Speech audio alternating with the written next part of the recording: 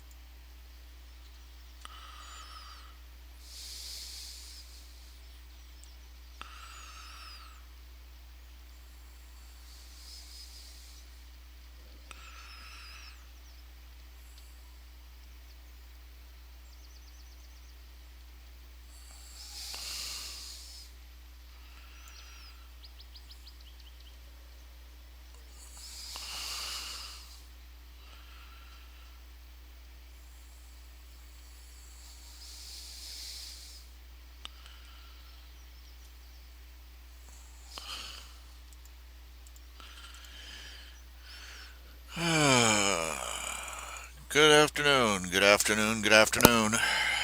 This is me, broadcasting live.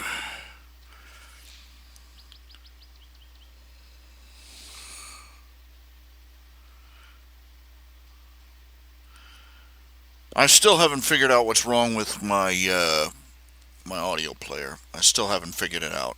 It's still not working right. It's it's really frustrating.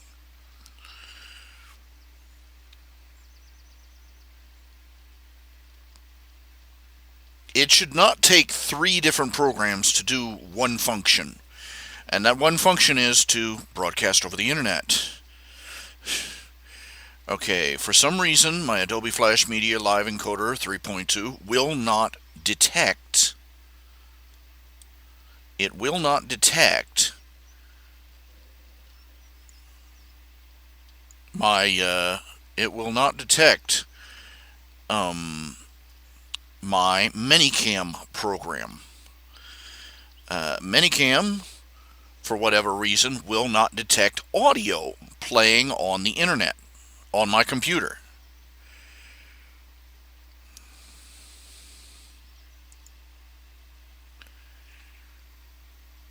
And it will only detect audio from my microphone.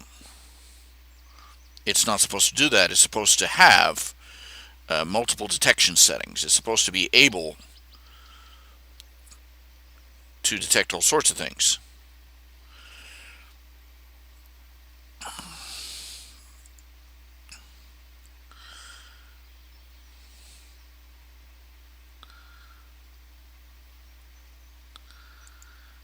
It's like these programs have been deliberately designed to become less and less functional uh, as time goes by. It's really infuriating.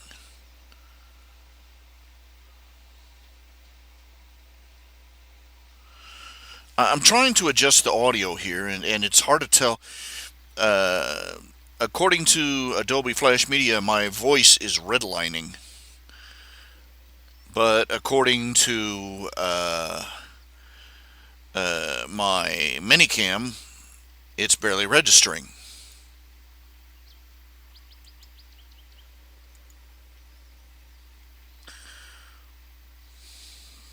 I wish I knew what was wrong. I really don't want to reinstall everything because that causes other problems.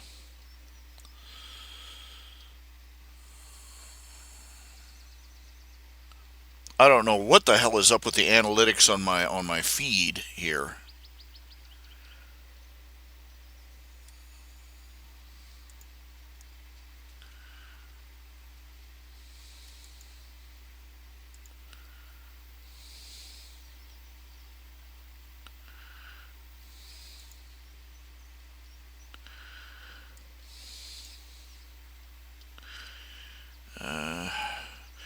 please, if you're out there, I really need somebody to talk to. Just that's the only real reason I'm online at the moment. I'm working on. I'm sorting out the files for. Uh,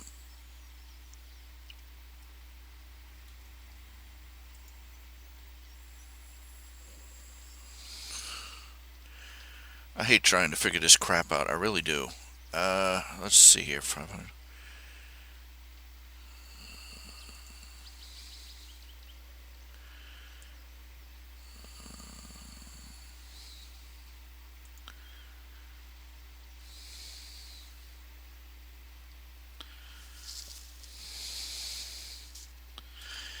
Zebak Longfang. Or is that Saberwolf Longfang? Zebak Longfang. Here we go.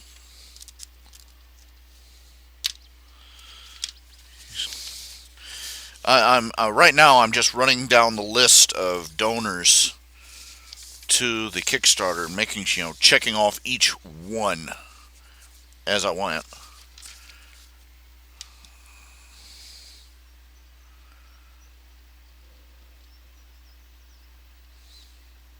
I'm going to have to, it's. Uh,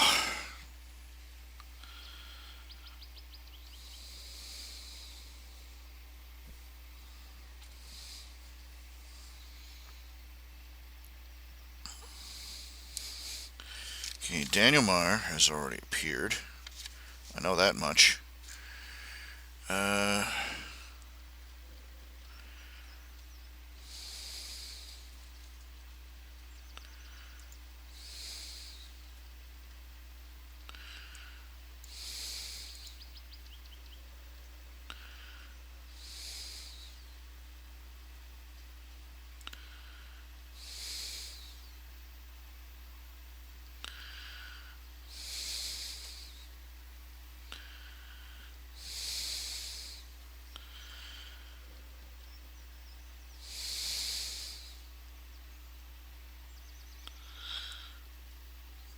okay, I've got to.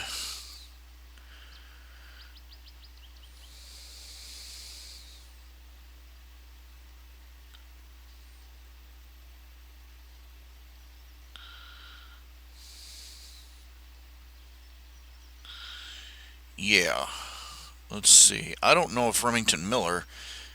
I've got one guy with a goatee. I've got several. I got several character badasses with goatees. Badass goatee syndrome, I guess. So I've got several people that they've got man brown hair goatee and yeah. So I have to sort of and I've got two different background characters that already have goatee. I have to keep track of. Mm,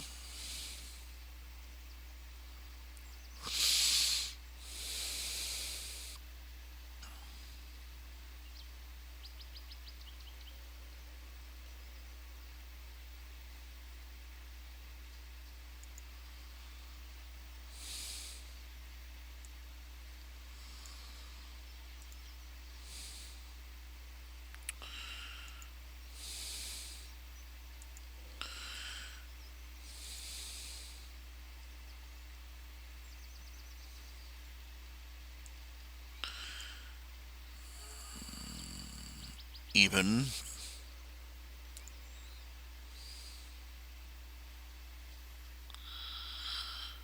Let's see. Even Waters. Yes. I'm not even checking to see if they've made adequate appearances. Right now, I'm just checking off to make sure that they've had their appearance. Sam Stoneburner, Doctor Democritus. Yes. Let's see here. Sam Stoneburner. Scantron B has already appeared.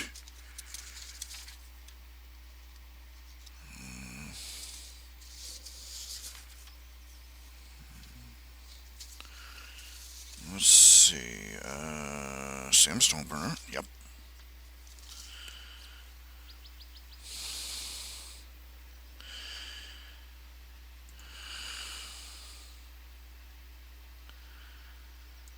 Jonathan Kruger.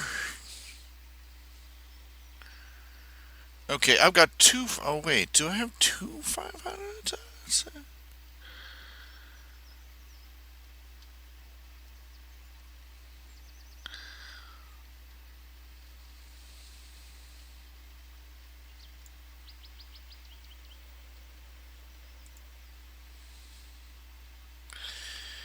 Okay, is Jonathan Kruger the same one as the $500 commission?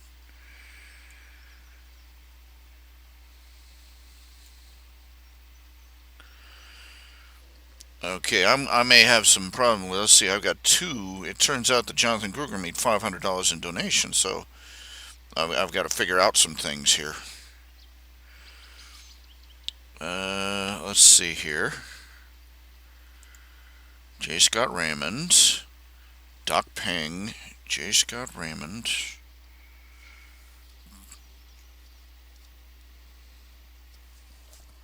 Checking to make sure that they've had at least one appearance right now. J. Scott Raymond, Tobias Brown.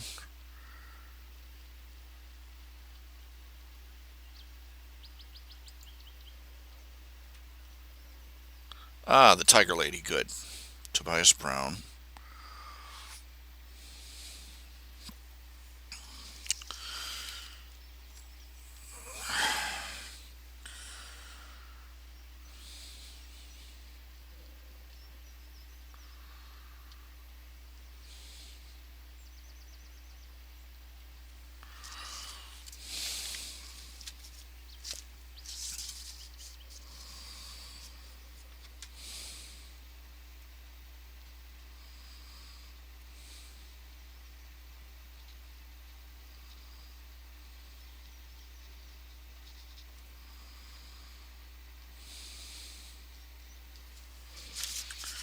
Okay, Daniel Meyer.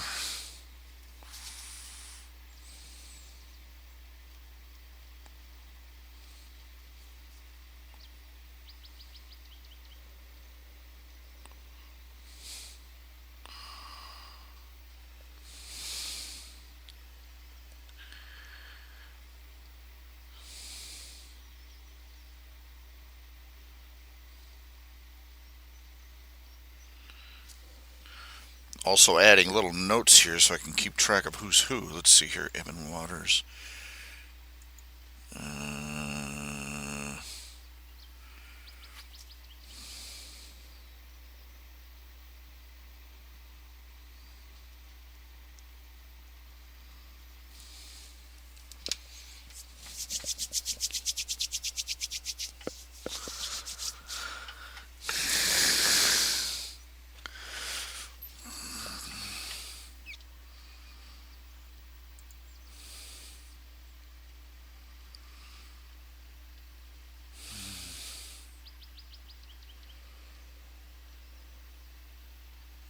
Okay, let's see. Sam Stoneburner. Let's see. Sam Stoneburner. Dr. Democritus.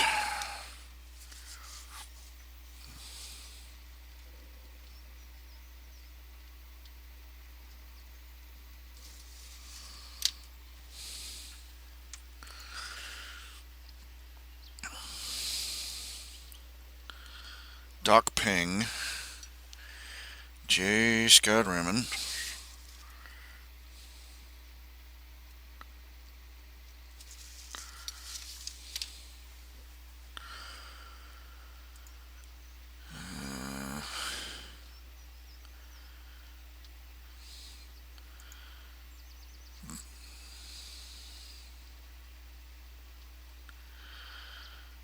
Tiger Tar. Mike Van Pelt.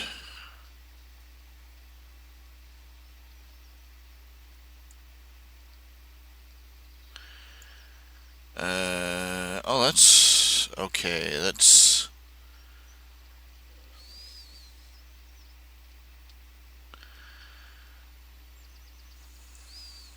Okay. Gotta look for another link for Mike Van Pelt.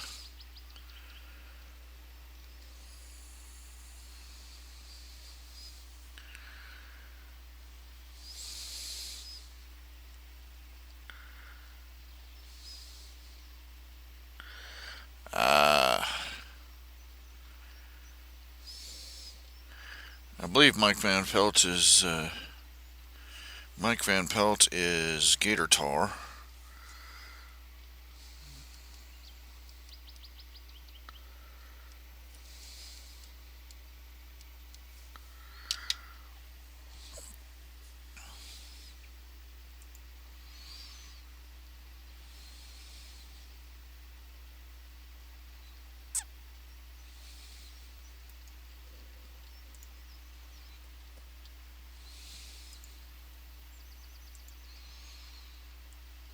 See, I don't think he's appeared yet.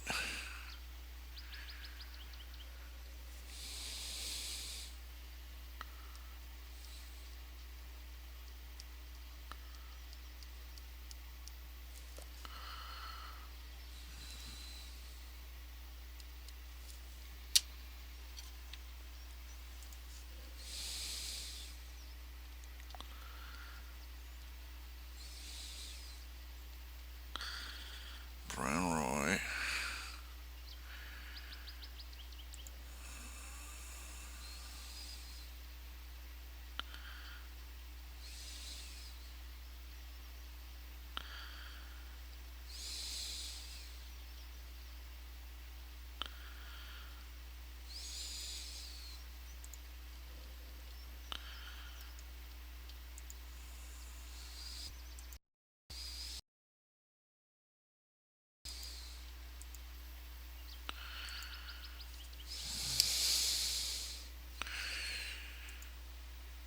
Peter Olson.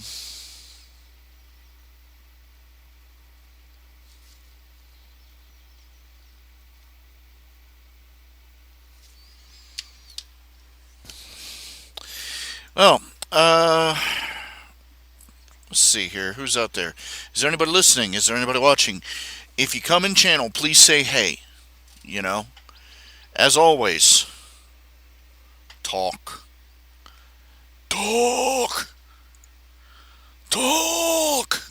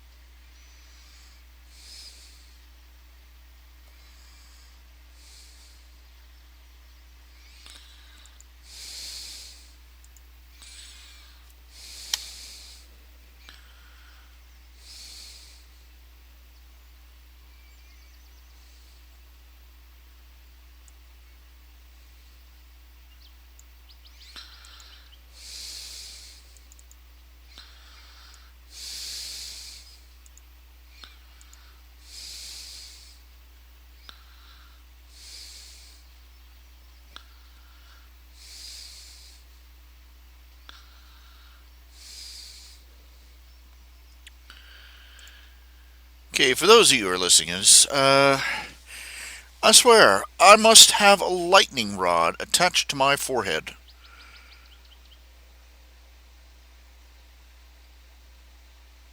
I really do. I really must, because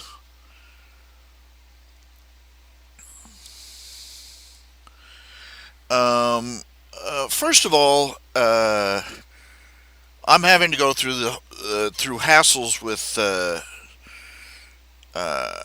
archive of our own over my news story because somebody reported one of my stories as being plagiarized. And apparently somebody looked over it, skimmed it over, and rubber stamped it. I've come back, I've sent them a message saying, yes, this is a derivative work. Yes, I have permission from the original writer. Yes, the whole 9 yards. And it has been 2 days now. I have not heard any reply back from them. It's the weekend. I'll give them the weekend. I'll give them the weekend. But if I don't hear a response by Monday, I'm going to start getting a little upset. And this is apparently some little spiteful little nit from FinFiction trying to cause problems for me.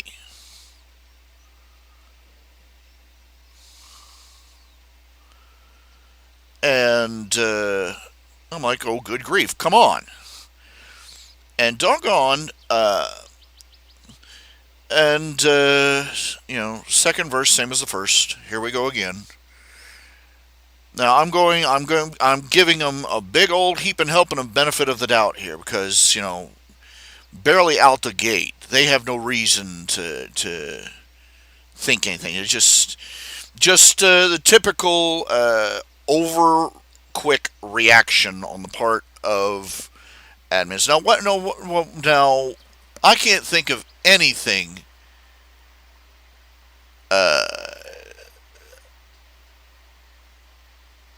It just really. But anyway, and to top it all off, I've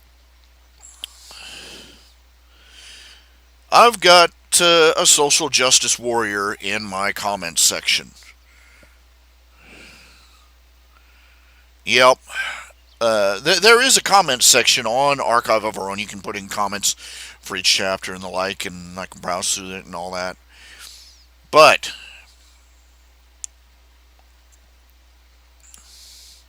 I got somebody popped in there, and he's a homophobe, and he called me name, called me a homophobe, so on and so forth. That's just another typical bitter little typical crap. But now I've got I don't even know what you would call. I don't know what the term is for. I'm thinking ableist. But an ableist is somebody who supposedly is prejudiced against the handicapped. This person is from the other. What do you call somebody from the other side of the aisle?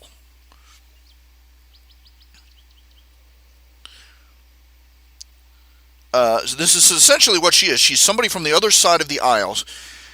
She claims to be handicapped,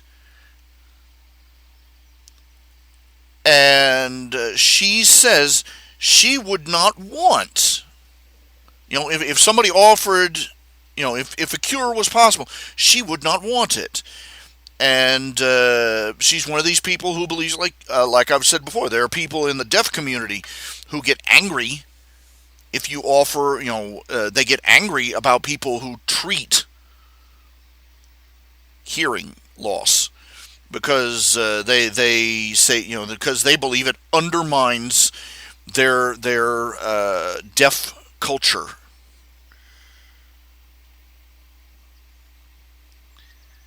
It's a handicap, not a culture. Okay, it's a handicap, not a civilization. It's not a civilization. It's not a culture. It's not an orientation. It's a handicap. You'd think that would be the most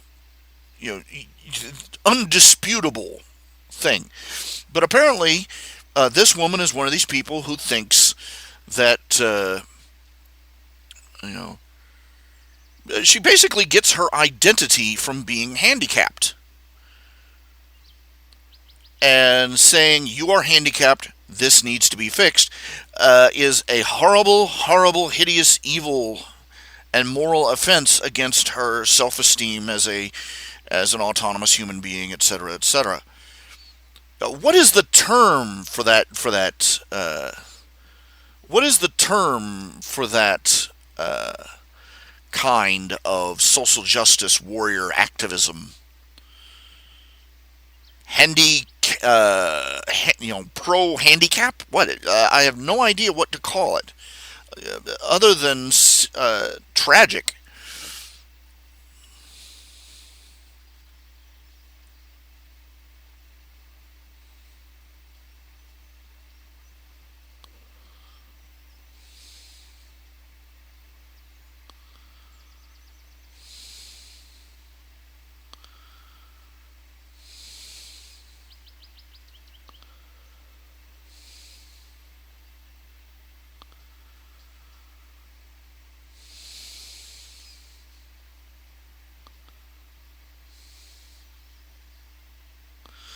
How do you address that? What is it called?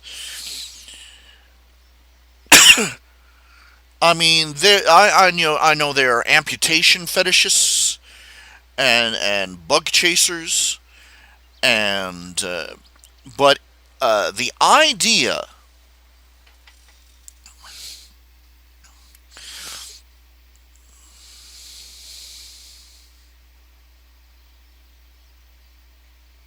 that somebody would consider their self identity threatened by a cure for blindness or deafness, or for a cure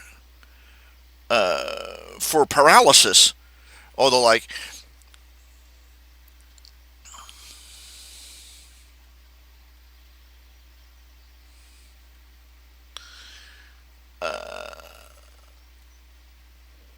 That's insane. It really is insane. And that is no more a value judgment than saying that somebody has the flu. Us make one thing straight. Sincerely saying that somebody has a mental or emotional problem, but that is no more a moral judgment than saying somebody has the flu.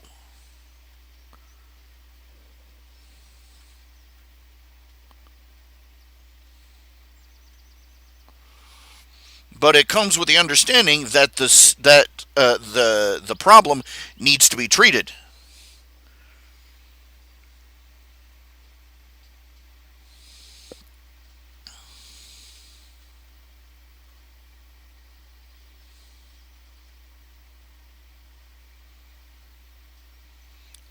It's tragic. This woman, this person,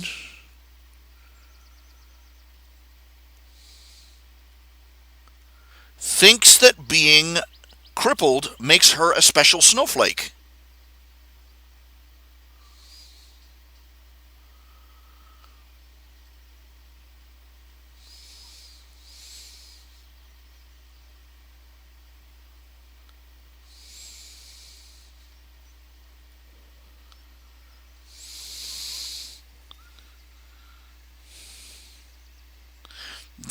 That's a mental illness. There's no other way to define it. That is a mental illness.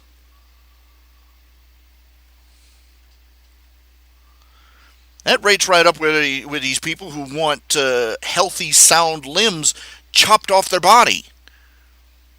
And there are people out there that have done that. They've gone out and they've hunted around until they found a doctor who was either crooked enough, drunk enough, or in debt enough to the mob for his gambling debts to do it for them.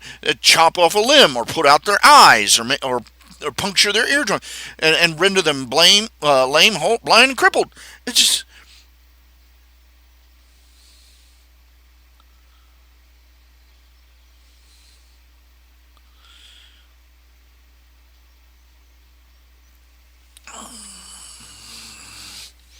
look, self-esteem as a handicapped person is one thing. My schedule, what is it? Whatever I can make of it. Uh, I go online, I go offline. Right now, I just had to go online and just vent. I really did. Uh, I'm right in the middle of sorting through my the paperwork for my for the Kickstarter my brain keeps stopping. I keep thinking the word the probability bomb, the project, the probability bomb.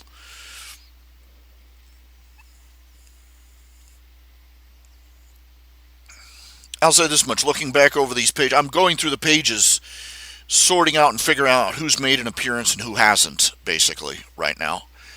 Let's see. And, yeah.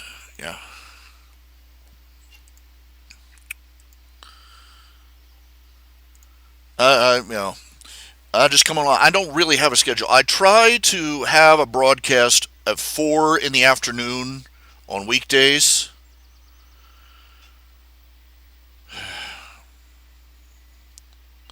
But really, what is the term? But going back to the subject at hand, what is the term for that? The people, they're not handicapped fetishists. I mean, they're handicapped people who think that being handicapped is their culture.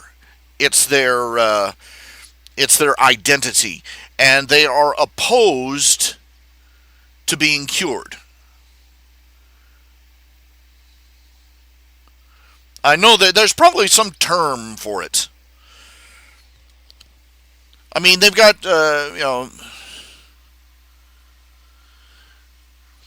mean, you go on Tumblr and they think mayonnaise is a gender, so they've got to have a term for this somewhere. You ever seen that joke? You say, this actually happened. You know SpongeBob SquarePants. They had this one little cartoon episode where Squidward was teaching a music class, and the starfish guy, he raises his hand. Is mayonnaise a musical instrument? I say, no, mayonnaise is not a musical instrument. And and somebody clipped that, and they put on there how you know you're on. They made a meme of it. He said, how you know you're on Tumblr. He says, it shows the starfish guy waving his hand. Is mayonnaise a gender? And at the bottom, no, mayonnaise is not a gender. And doggone, if after 5 seconds after they posted that on Tumblr, there was somebody started posting and said, this is disrespectful of people, blah, blah, blah, blah, blah, blah, blah, blah, blah, blah, blah, blah. And and people, and I mean, you got to go lengths to stun people on Tumblr, because the comments, the next poster was like, let it be known, here at this time and on this date, so-and-so unironically defended the concept of mayonnaise as a gender. And everybody else was fired over crying out loud. But what is this? This is it's called, in real world terms, the word we're looking for is mental illness. Okay? If you look at your body, you are lame, you are halt, you are blind, you are crippled, you are deaf, and you look at yourself, and the first thought is, there's nothing wrong with me. And how dare you want to fix it? If you think that, you are not mentally sound.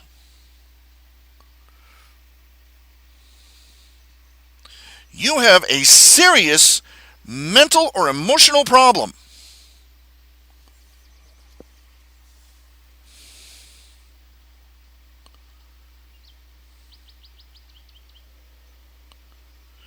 And damn if I swear, like I was saying, I must have a lightning rod attached to the top of my head where I can't see it, because doggone is my stories in the comment section, I've got one of these people making a bunch of comments.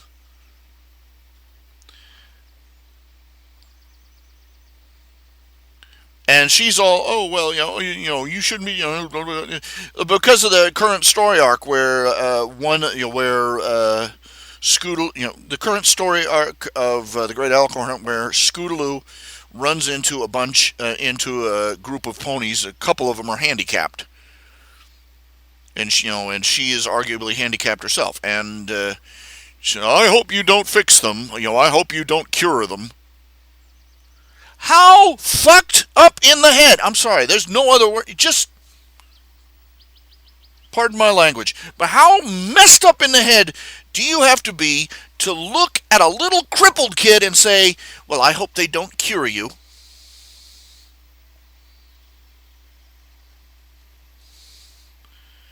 Let me borrow something. There's a you remember Fight Club, 1999 movie. There's one part of it that says, you are not your job.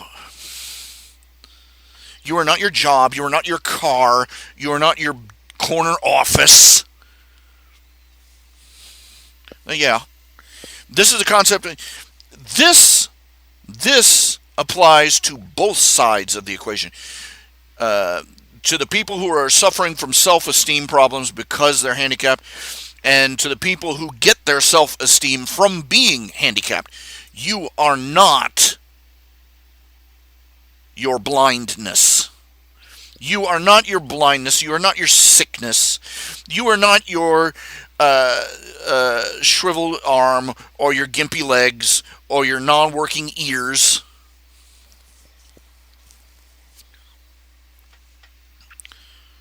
These are things you have. They are not you. And your self-worth should not be determined by them. And if they are wrong, and if they are broken, they need to be fixed. We have, this is what our society has come to. We have reached a point where where progressives are so desperate to be equal that you can no longer say that being healthy is better than being unhealthy. That being broken is not as good as being fixed. That being lame, halt, and blind is not as good. That you cannot say that having, that being physically hale and whole and sound is better than being lame, halt, and blind.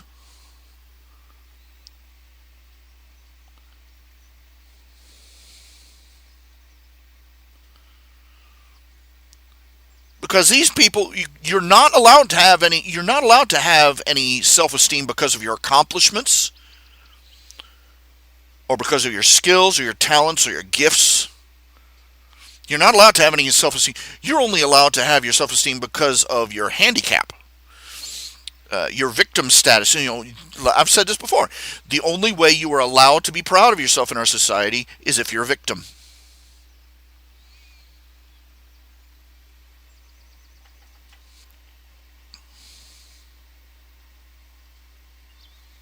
We don't call people heroes who actually do heroic things anymore.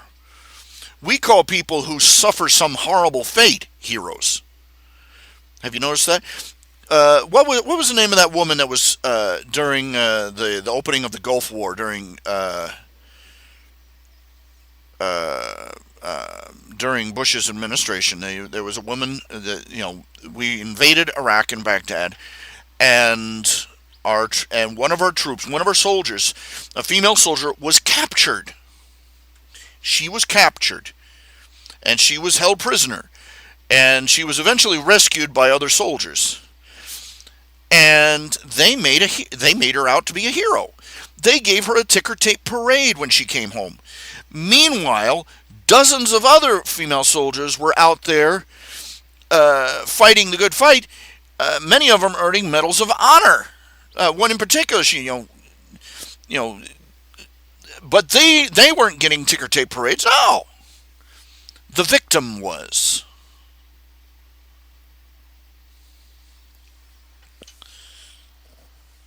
And it just appalls me that I have not been on Archive of Our Own, not even 2 weeks now. I've not even been on there 2 weeks.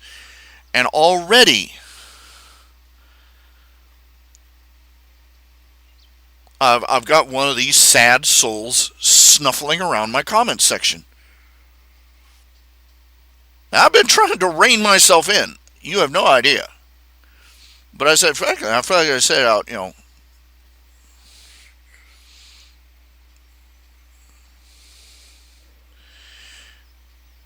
I've flat out said, if you derive your identity from being handicapped, you have an emotional problem, and that's no more. And like I said just now, there's no more a judgment call than saying you have the flu, but you still got to treat the flu.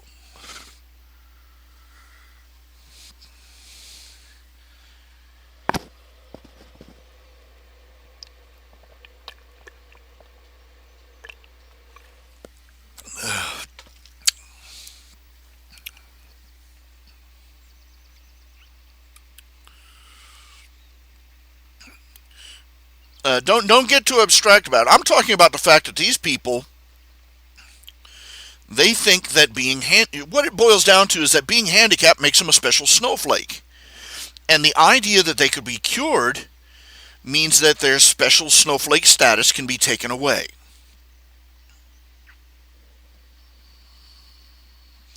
That's how buggered up our society is. We are no longer able to, we are no longer allowed to aspire to treating or curing handicaps.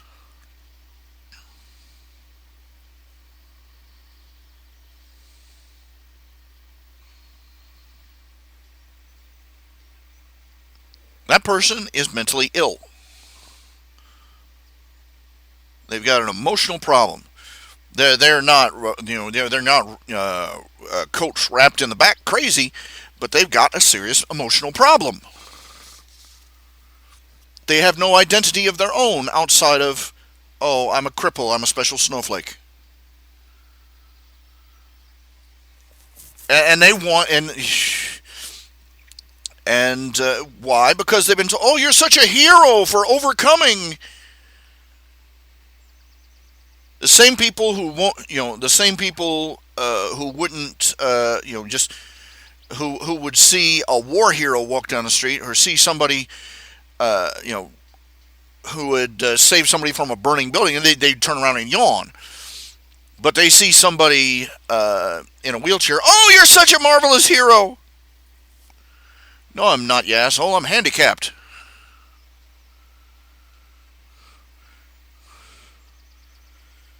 Oh, this is the Make a Wish Foundation. Can we get? We're going to grant your deepest, most heartfelt wish, little crippled child in a wheelchair. What would you like? To walk?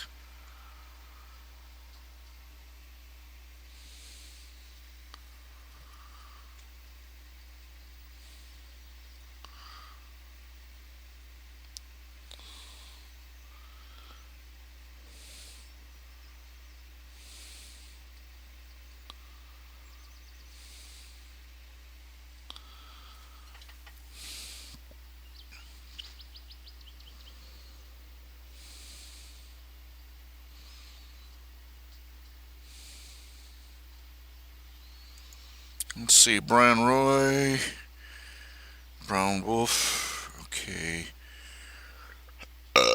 Peter Olson. Already got them. Austin Stevens.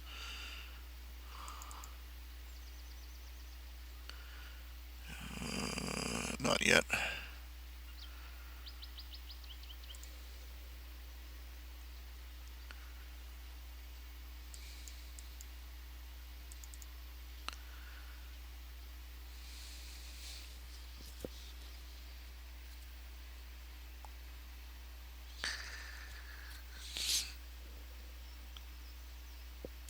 I'm still looking at these descriptions. I love some of these descriptions for they're having a walk-on part.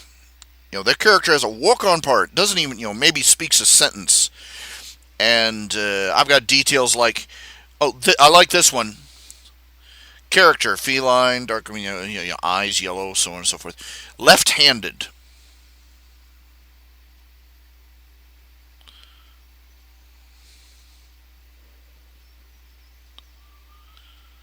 I cannot for the life of me picture any scenario in which knowing whether somebody is left or right-handed would be important to the story, especially for a walk-on character. I'm like, I can just see the humor, this episode of Star Trek. Thank heavens, Captain Kirk, for that left-handed red shirt. We would have never survived. What? Well, come on! Really? You're killing me here.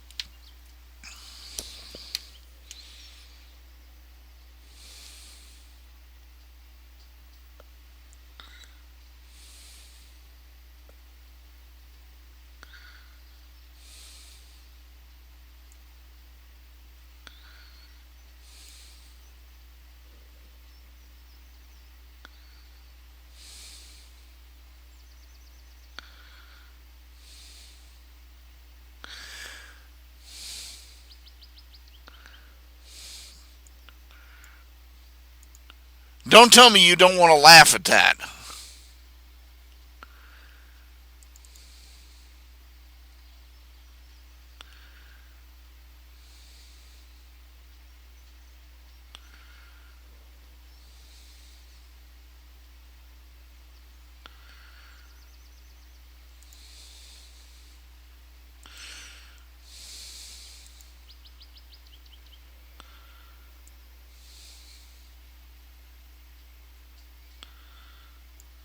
Okay, that's different. Okay, Treeford. Okay, okay, Treeforce. Tim Dugan.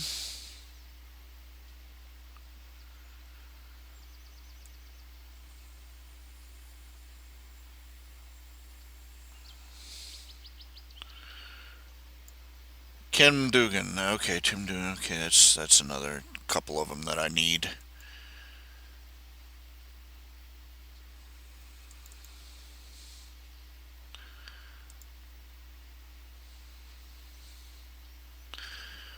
Uh, let's see. Zarpalis.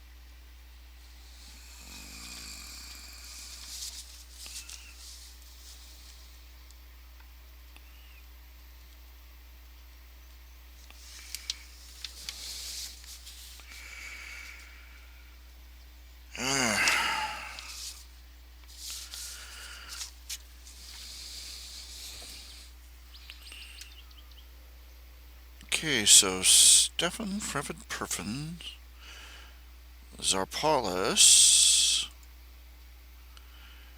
He's not showing me. I'm still not getting any information. Ref sheet by Event Kazimu by Zarpalis.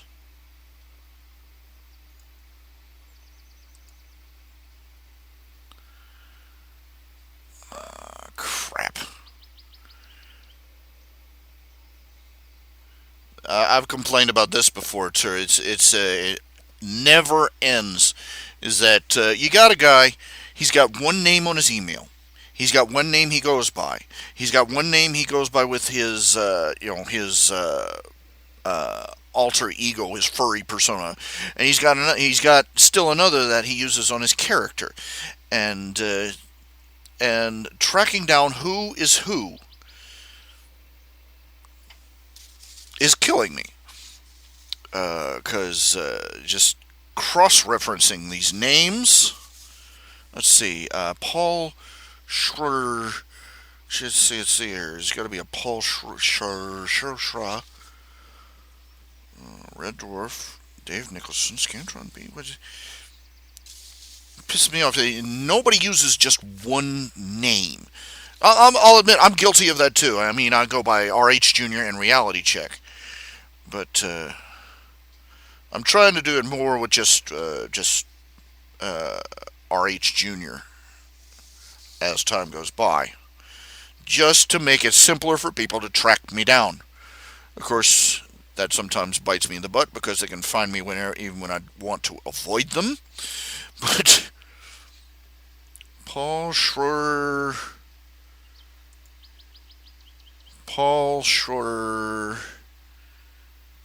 Hunterman.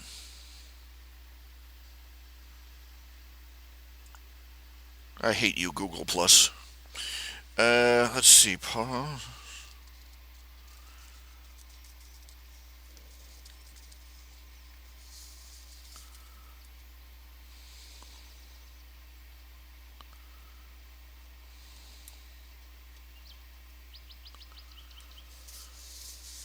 So I don't have him listed on here. I pulled this list down from the Kickstarter site.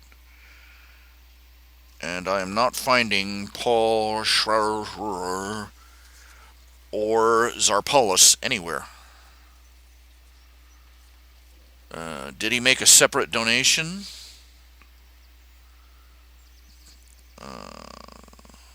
On a different... Does he have a different name? Does he have another name he goes by?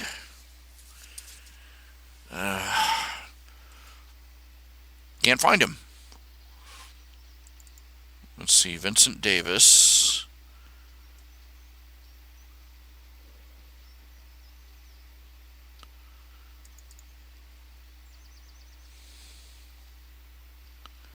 Yes, the blue bunny. Let me switch it. I guess you might be interested in seeing what I'm doing. I'm just flipping back and forth through pages, figuring out who's where. Vincent Davis, Vinny D. Vincent Davis. Blue bunny. Check. Apparently my master list doesn't include a couple of people. I'm going to have to go digging and find out where they are.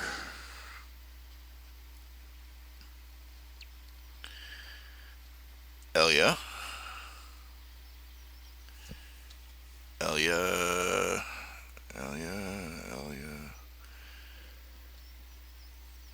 Paulie Savola. Okay.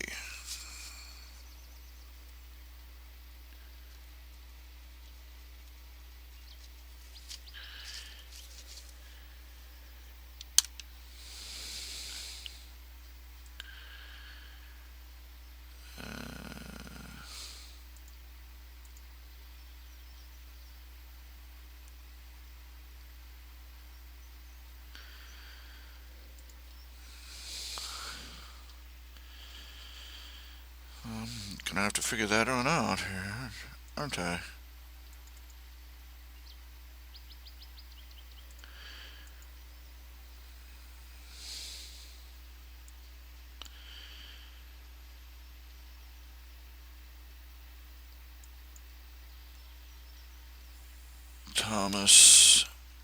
Thomas McLeod.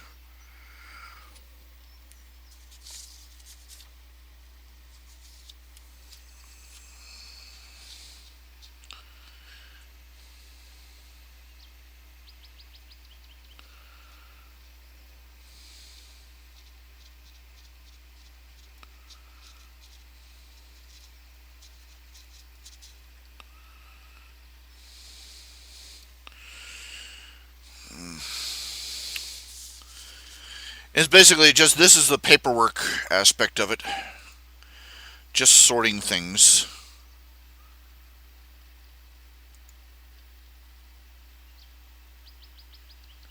James. Okay, James Otten. Yeah, he's made an appearance.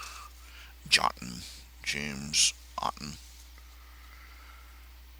James Otten should be in a $10 level. It's just.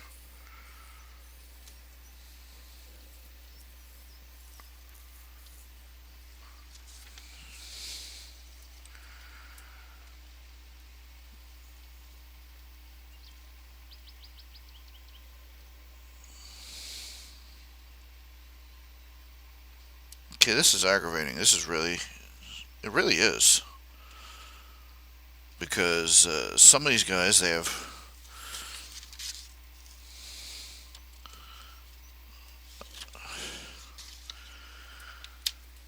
The, I should have devised a system for tracking who was who right at the very beginning. You know? Right from the start.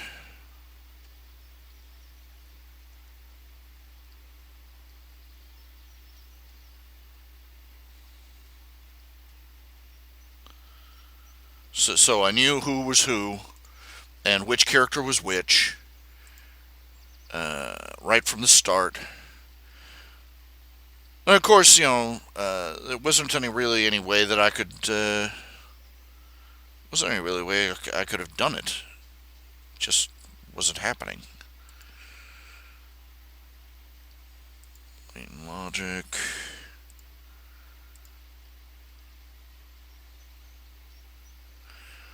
I've got 4 pages of names here, and most of these people, they operate under 3 different names, pay under one name, contact me under another, and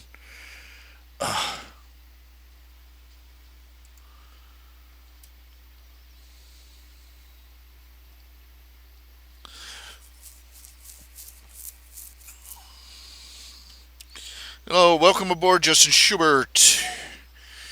This is paperwork day. This is me just going through my paperwork and complaining about life in general.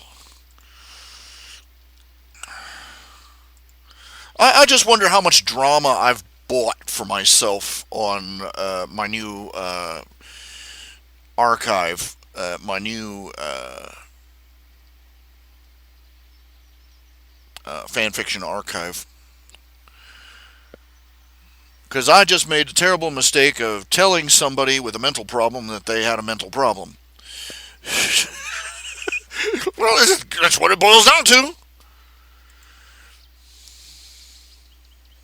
Non-answer. Okay, I know James Otten has made an appearance, but where the hell is his name on this list? Jotten at Opportunity. It drives me. I can't find him. I don't know which of these names is his.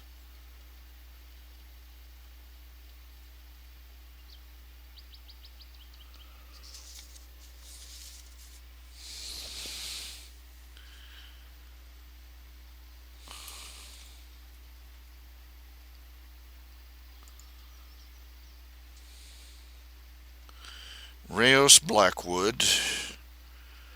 Rayos Fox.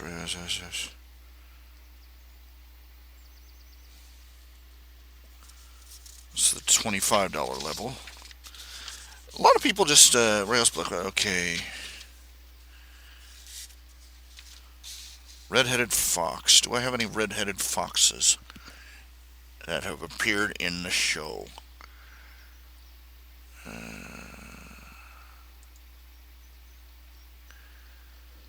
Damn it.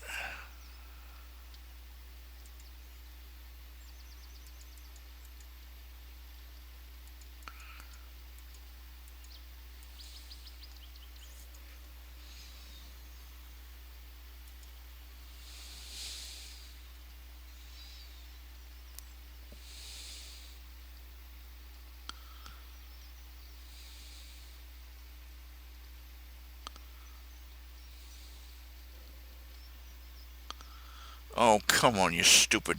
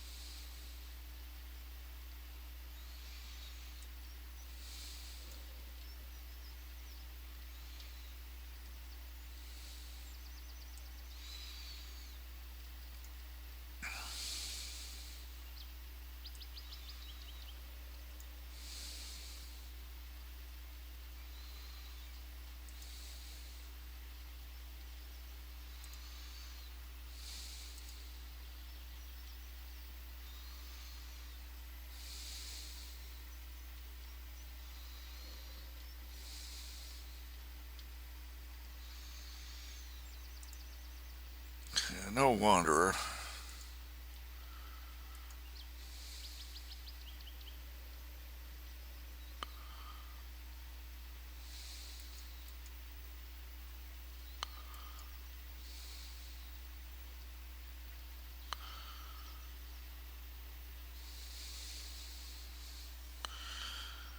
Yep, there he is.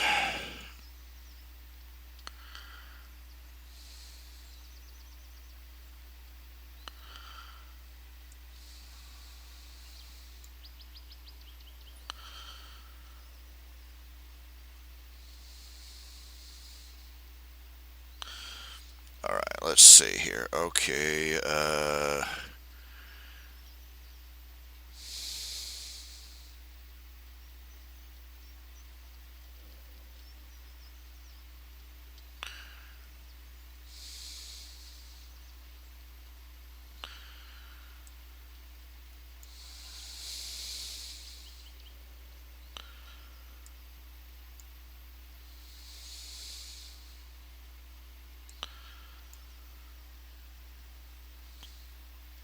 these images are really huge. They're memory hogs. Makes it slow browsing through. Okay, that guy's confirmed. Okay. Okay.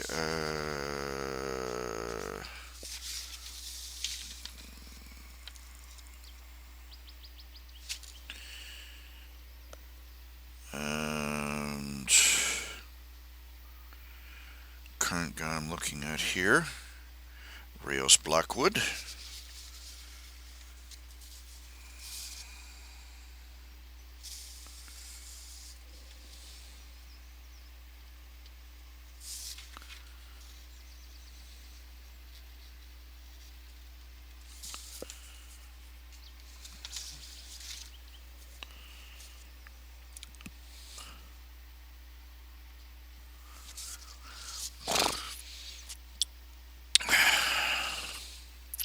One of the things that's slowing this whole thing up is that I was expecting a lot of people to buy little, one-shot cameos, little backgrounds, crowd scene, face in the background stuff.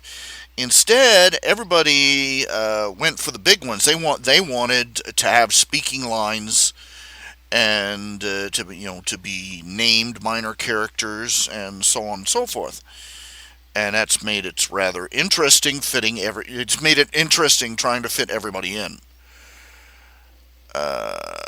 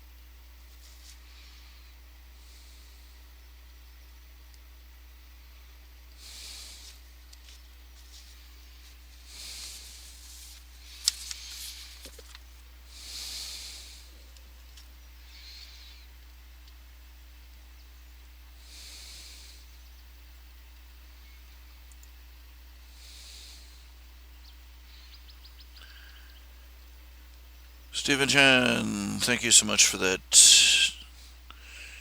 I hate that when I do that.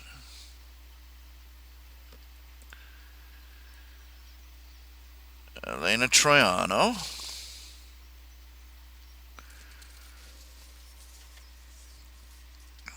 Okay, that would be, yeah, I know that one.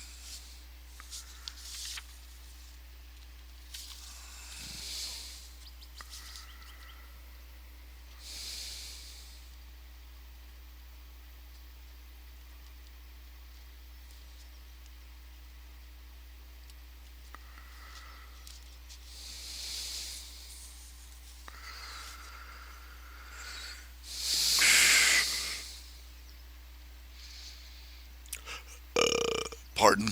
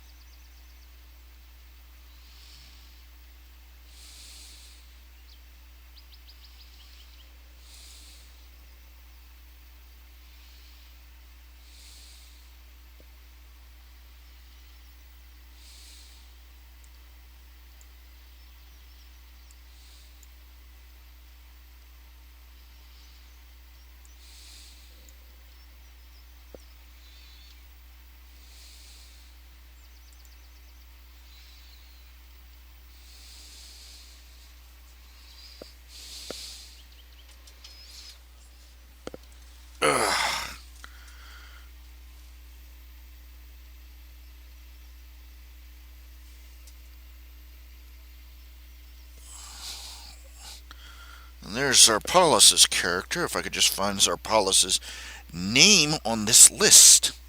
Urgh. Now,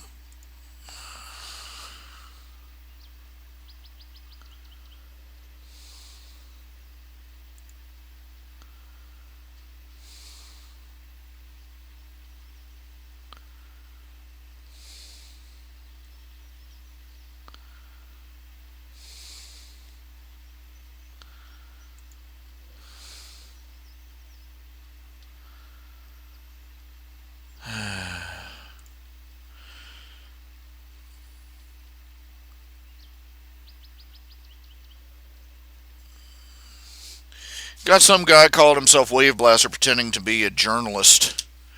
I'm a game journalist. There could not be anything. I'm sorry, even before the scandals, you called yourselves a game journalist? I mean, yeah. I'm sorry, I had no respect. I'm not much respect for journalism as a whole, anyway. The way it's being done by some people. That the idea of a video game journalist. Take me seriously. I do journalism on video games. I'm like, oh, good grief. Okay, I'll be right back. Nature calls. I wish I could get some of this stupid audio that I'm listening to play over the speakers. I don't know what's wrong. But enjoy the slideshow for what it's worth. Be right back.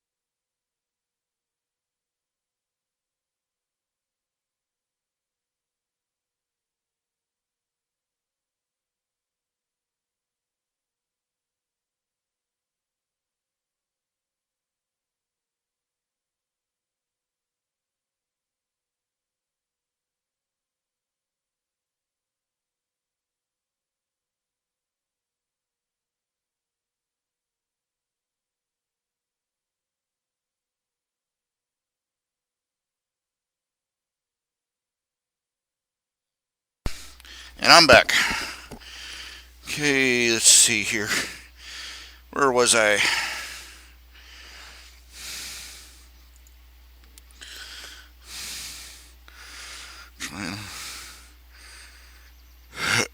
Pardon. Beg your pardon.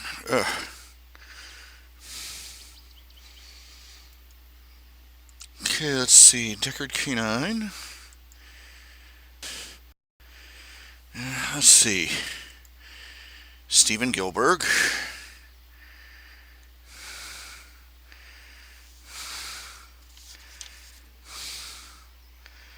Uh huh.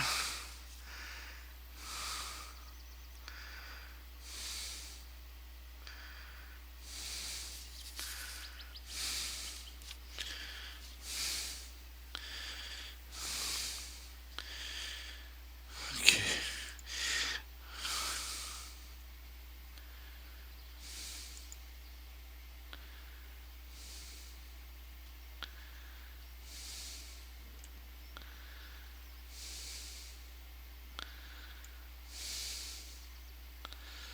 Ah, yes. Okay.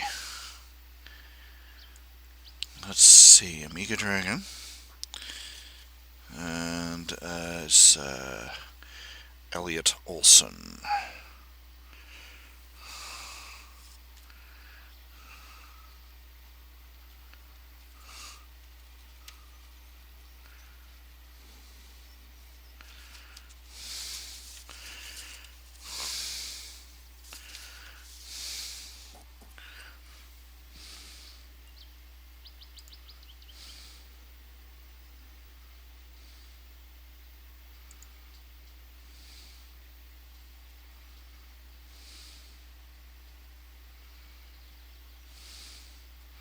Brent Nelson, yes, I've seen it. That's okay.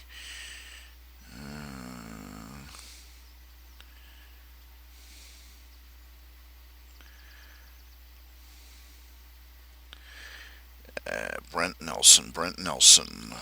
Okay. Brent Nelson.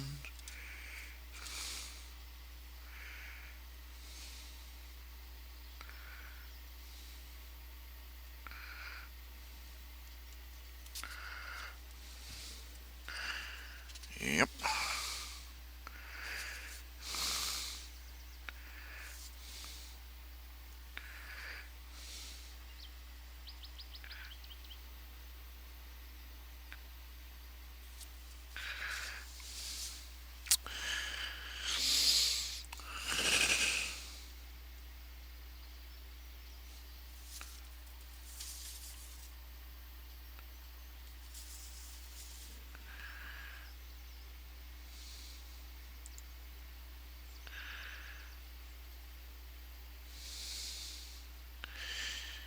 Okay, that. Another one. No description. I commissioned a picture some years back and loved it. Could you do a similar character to the picture? And I'm. Alright. Could you describe the picture? No, no, of course not. We won't go do. Information can't be doing that. Uh,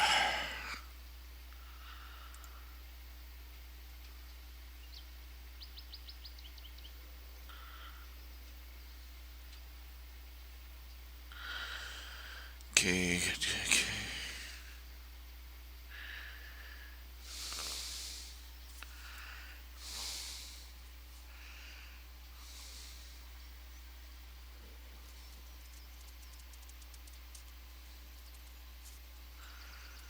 I know I'm boring as heck listening.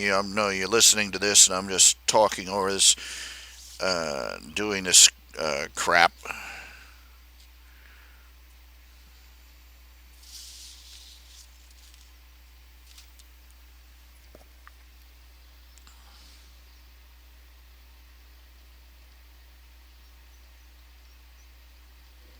Got Joanne Abbott here. Had a bit of a falling out with her recently.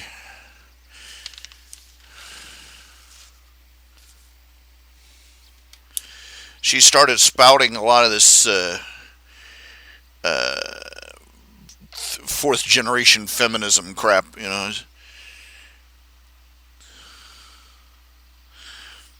It was one of these stupid pictures where they draw the male superheroes in female costumes. See, this is sexist. And she was pitching in with, oh yeah, this the reason they're doing it is because the purpose is of dressing the females the way it is so that they can be easily penetrated and just the usual dope smoking stuff you get off of these women's studies programs.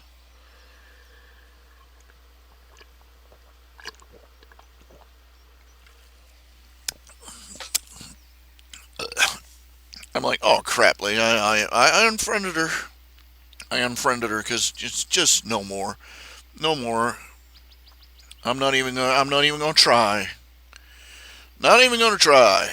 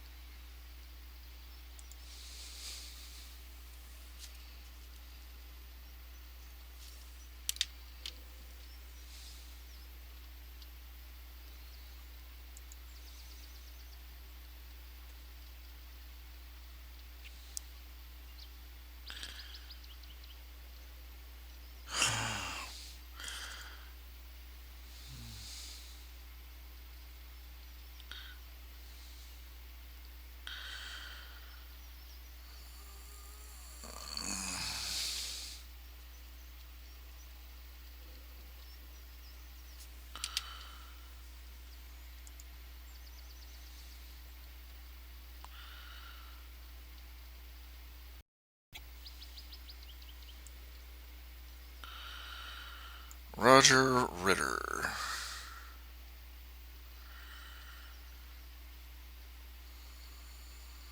Let's see.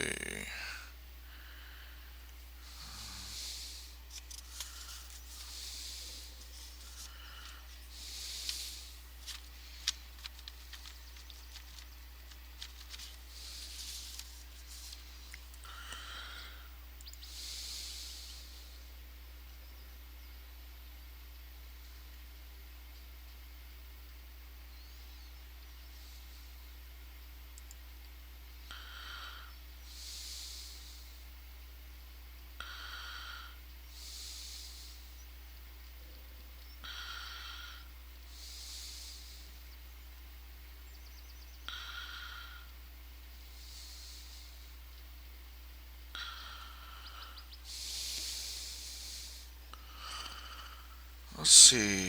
Philip Atcliffe.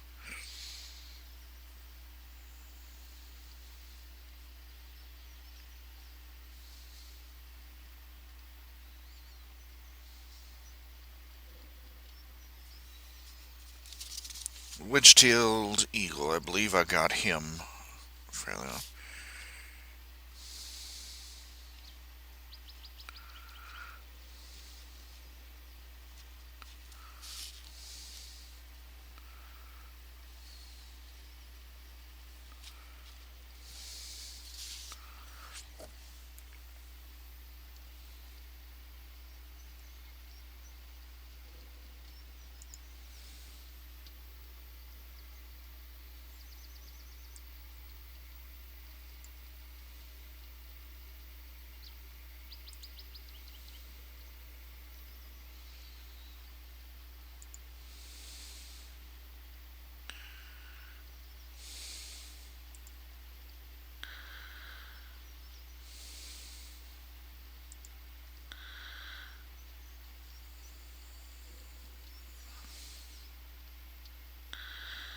Mike Schluter.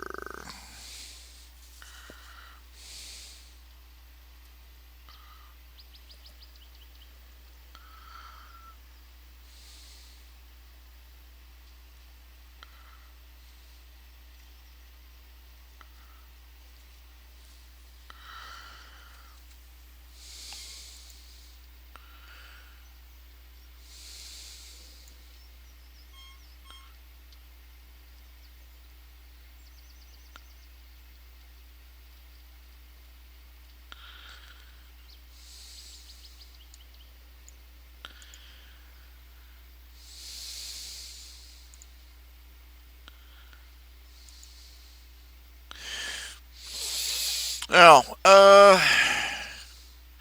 anything you'd like to talk about? Oh, I've only managed to see the first season of One Punch Man. It's pretty good. I liked it. It's an interesting approach to the idea of a superhero. I don't think that the author realized what he was doing. He's basically doing a deconstruction of Superman. One of the problems that most writers complained about with Superman, especially in the Silver Ages, because he was so ridiculously powerful that there was no that they had this problem with all their superheroes. It's just they didn't pay as much attention to it. Um, the problem with Superman was that he was so powerful that it was hard to write a suspenseful story with him.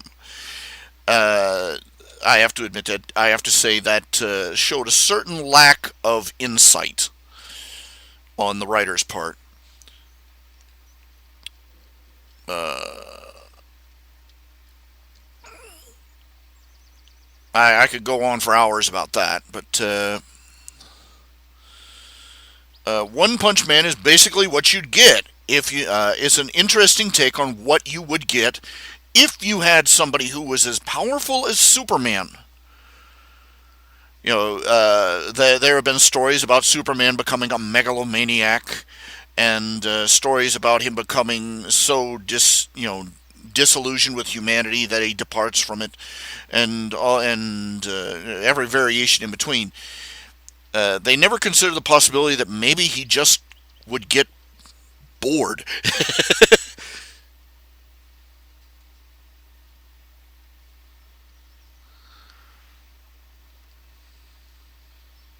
I like the superhero genre. I do. I love it. It is it's the most flexible genre out there. And you realize how flexible it is when you start reading fan fictions. And I have seen crossovers between the Avengers and Harry Potter. Okay, and because of the way the Marvel universe is written, it works. It actually works. And they can do crossovers with Superman and Aliens, Superman and Batman and Predator. They can because the superhero genre is such a fantasy kitchen sink. Basically, any fantastic concept thrown into the superhero world will work. It's like the ultimate soup stock. I don't know, and it works with anything.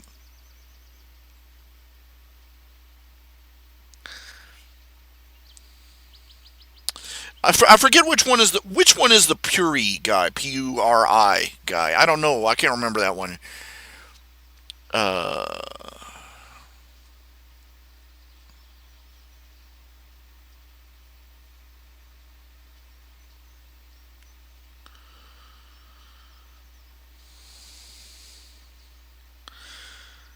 uh,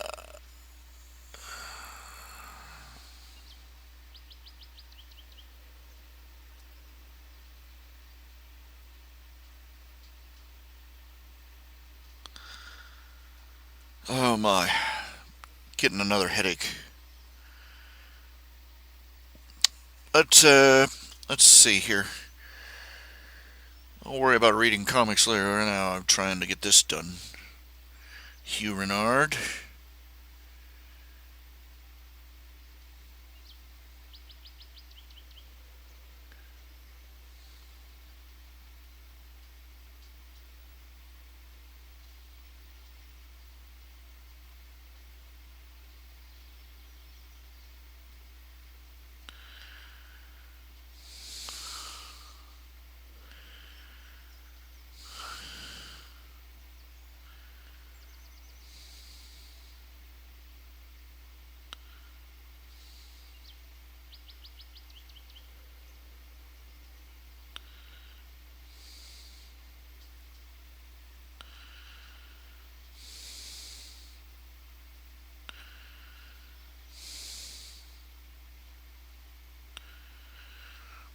Let's see. Hugh Renard. Let's see. 50. Let's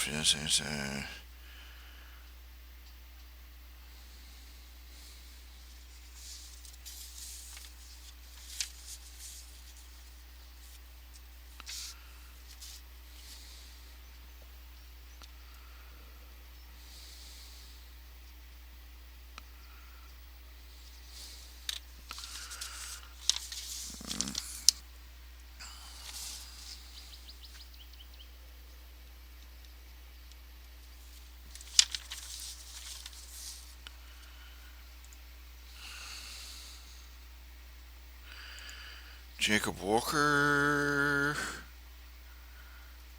Oh, Jacob, why do you do that to me?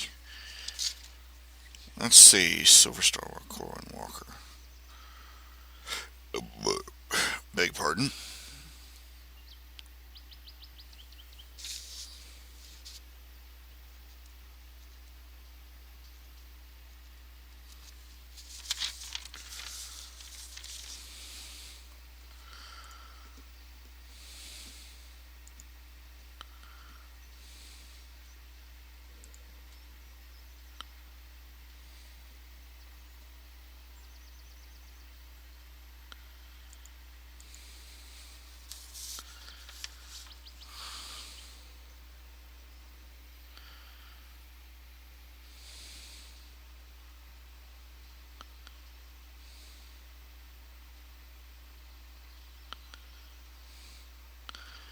Oh, Scott Early. Let's see.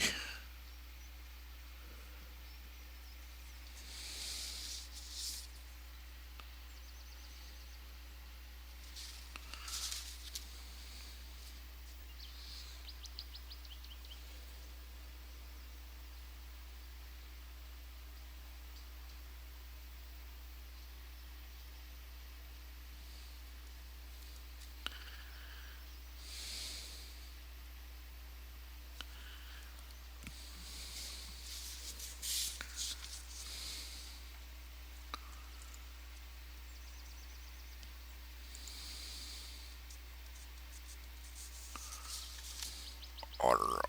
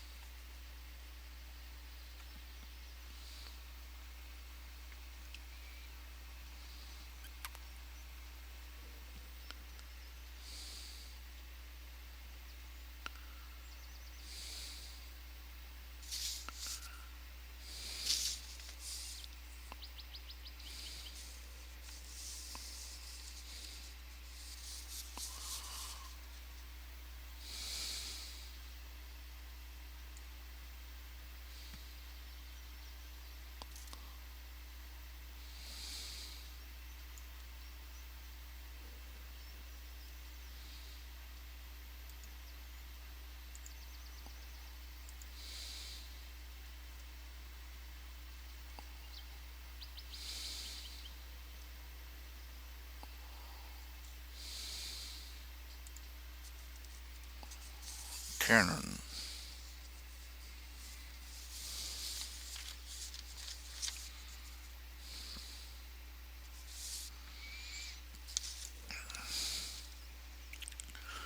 I hate it when I really hate this. I really hate it when they do this. They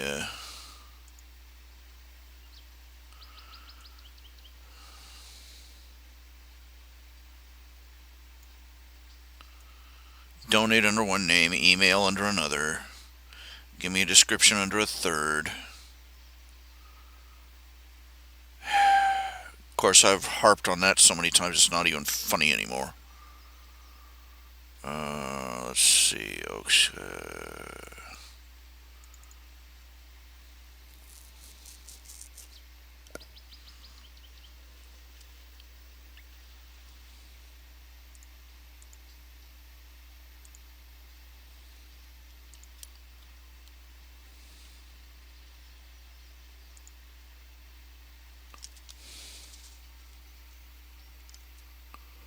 Brad Ox. Okay. Brad Ox.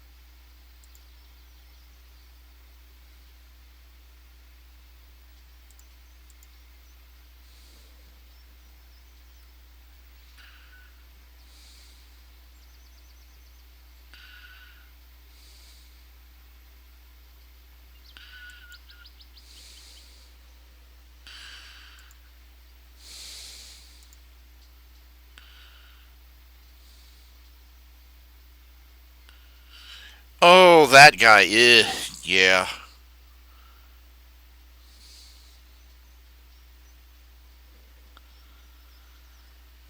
Uh, just what the I could have lived without that. Yeah, without that particular character in that story.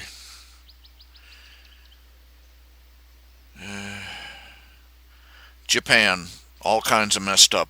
That's all there is to it.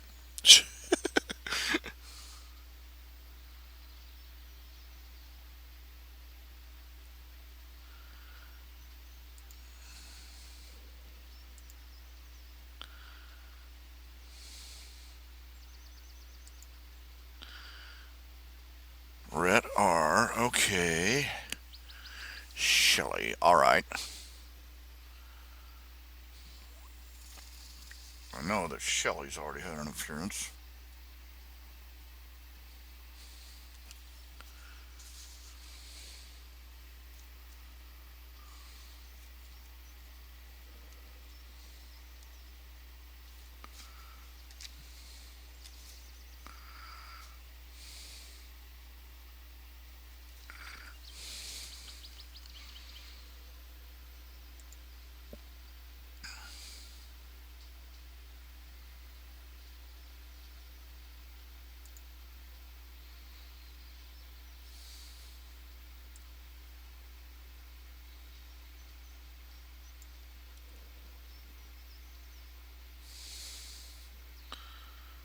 A transgender. Oh, cripes. I really should have specified that. I'm not going to make it out.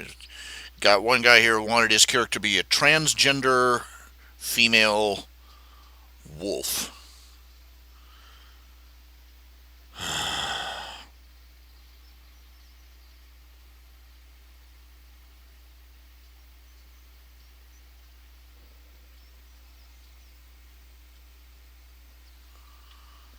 Lisa.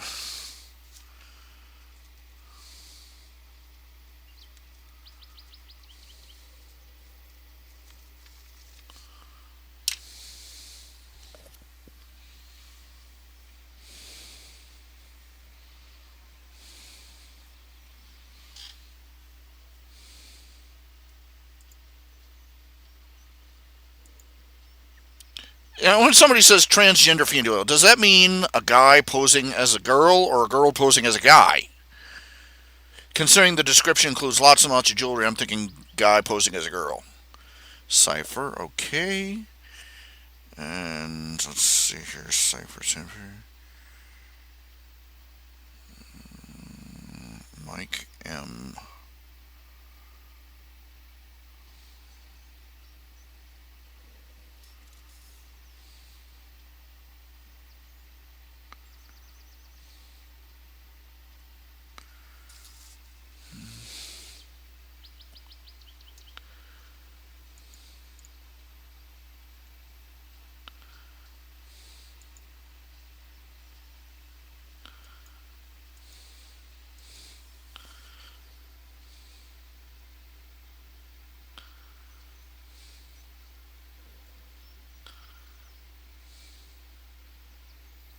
Michael Macrocio.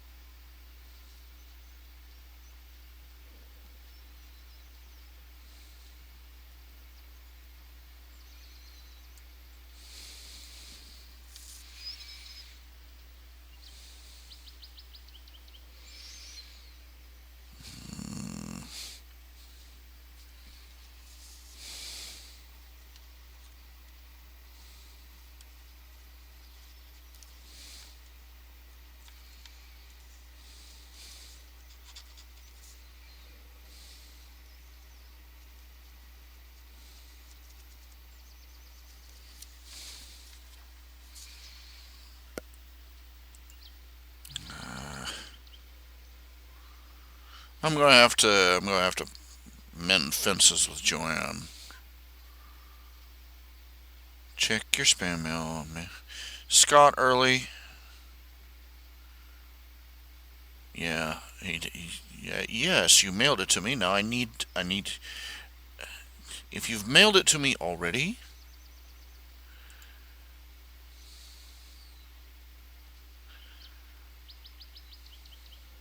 Scott Early already did that one. Yeah.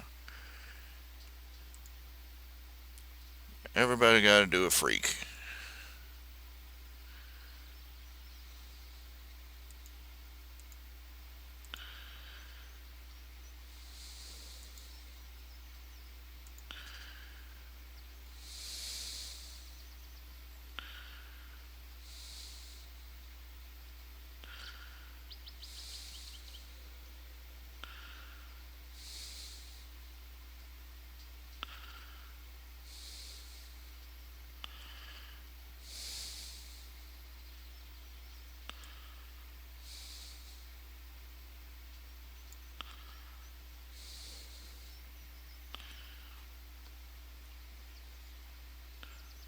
Well, going by this list, I've got quite a few who have made an appearance, but quite a few more who never even sent me a description of the character.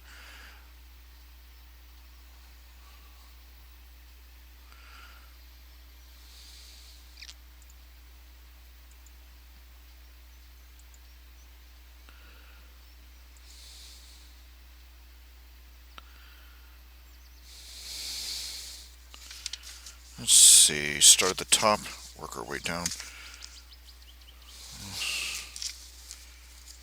4 pages of names. 4 pages. Mm. And all of them want to have their a speaking line.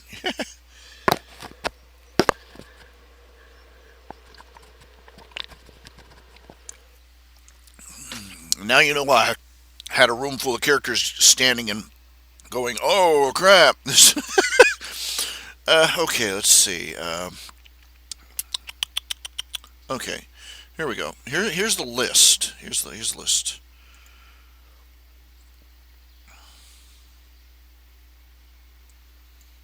Messages.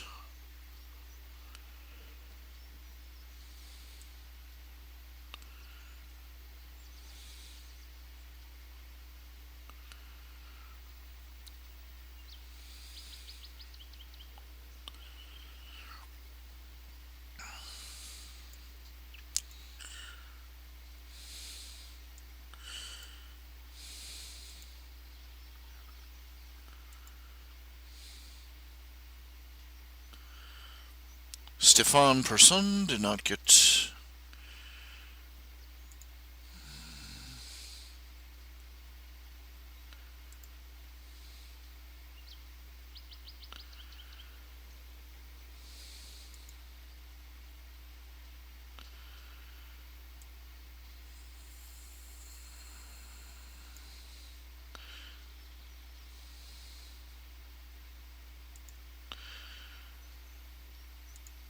Tim Dugan.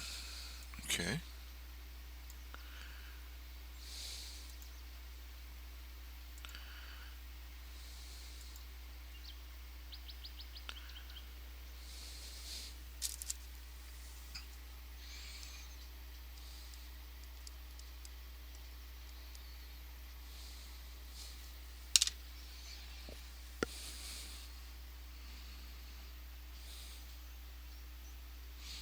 He might have been in the background. I don't know. I'll have to check.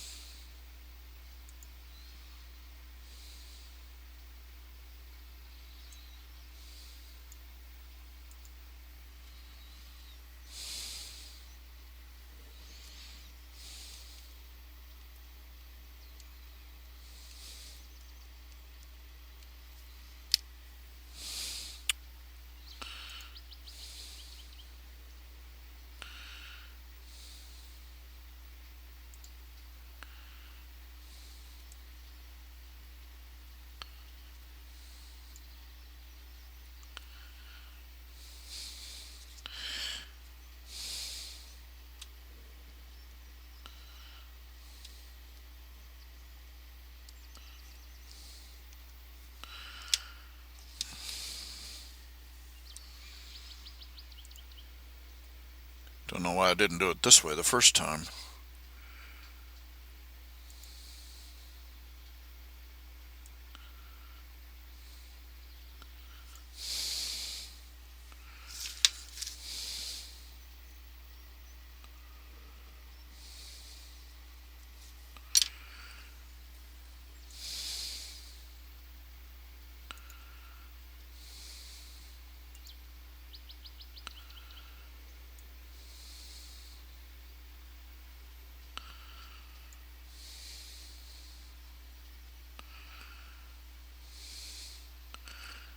Okay, I believe that is the.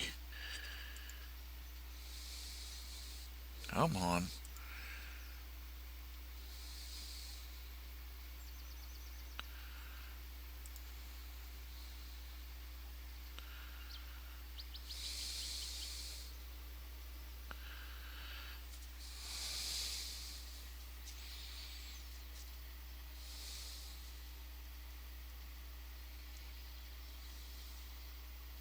Mm-hmm.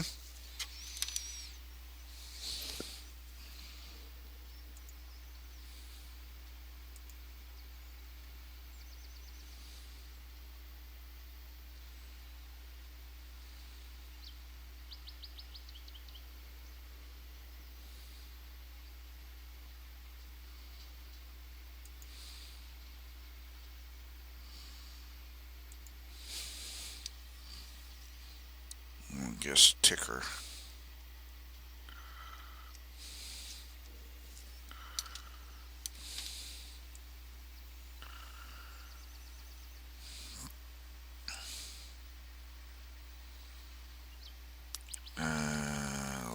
Nicholas Royka. Nicholas Royka. Let's see here.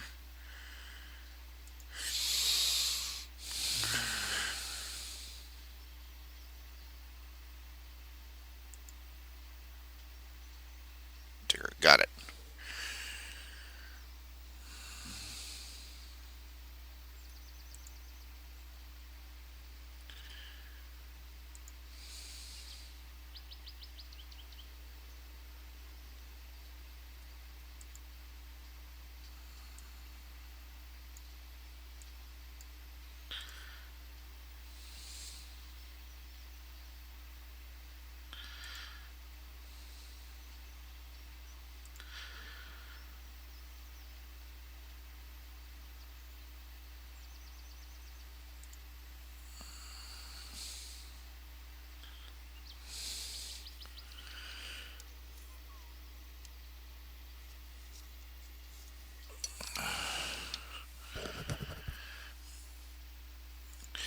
Yeah.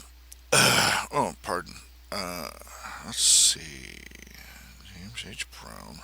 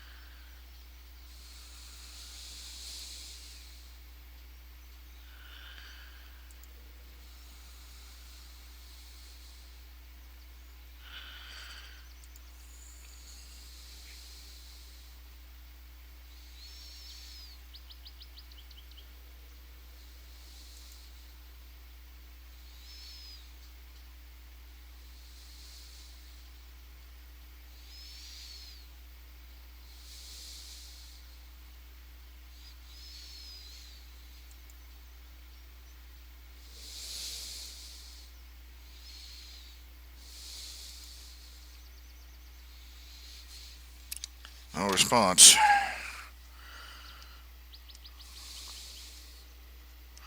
I got a lot of people here that I sent the stuff out, and, asking for their character description, and they never said anything back. I've got two or three, no response. I'm gonna have to wing it. I mean, I don't even have a picture of them. I have no idea what they look like. Bob Weston.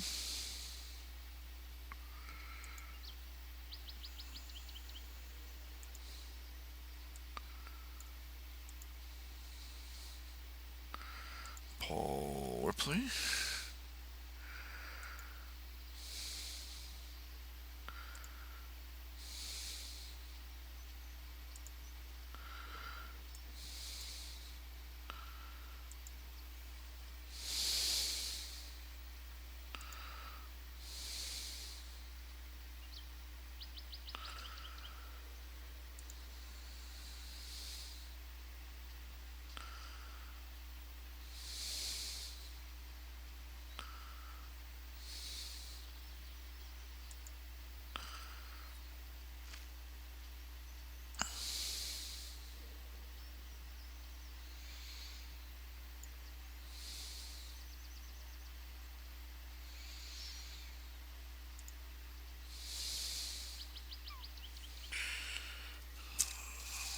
Undecided.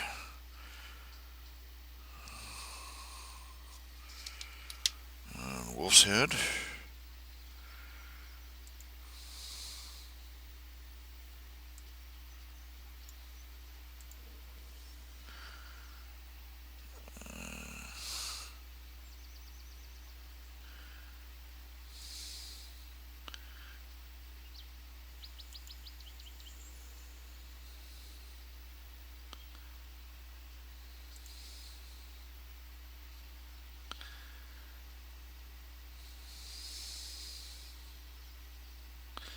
I've got Wolf's Head right here. I've got an email from Wolf's Head, but I haven't got any character description from him.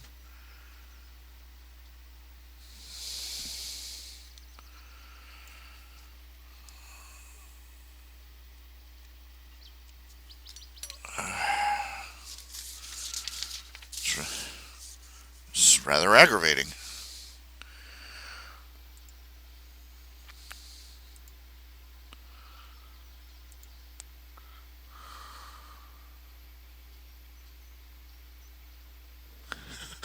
That's pretty brutal, Ben.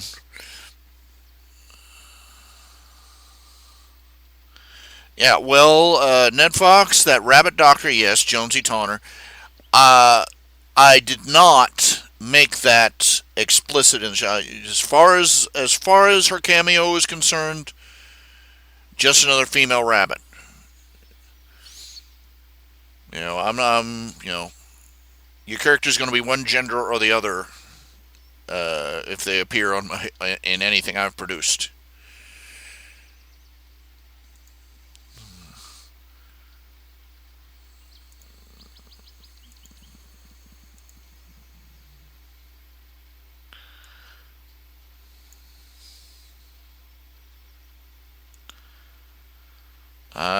Homie, don't play that.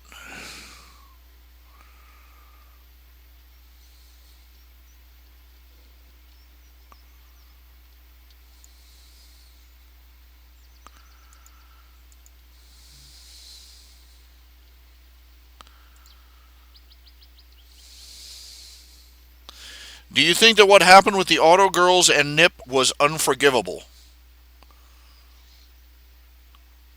No, obviously not. Why would I think that?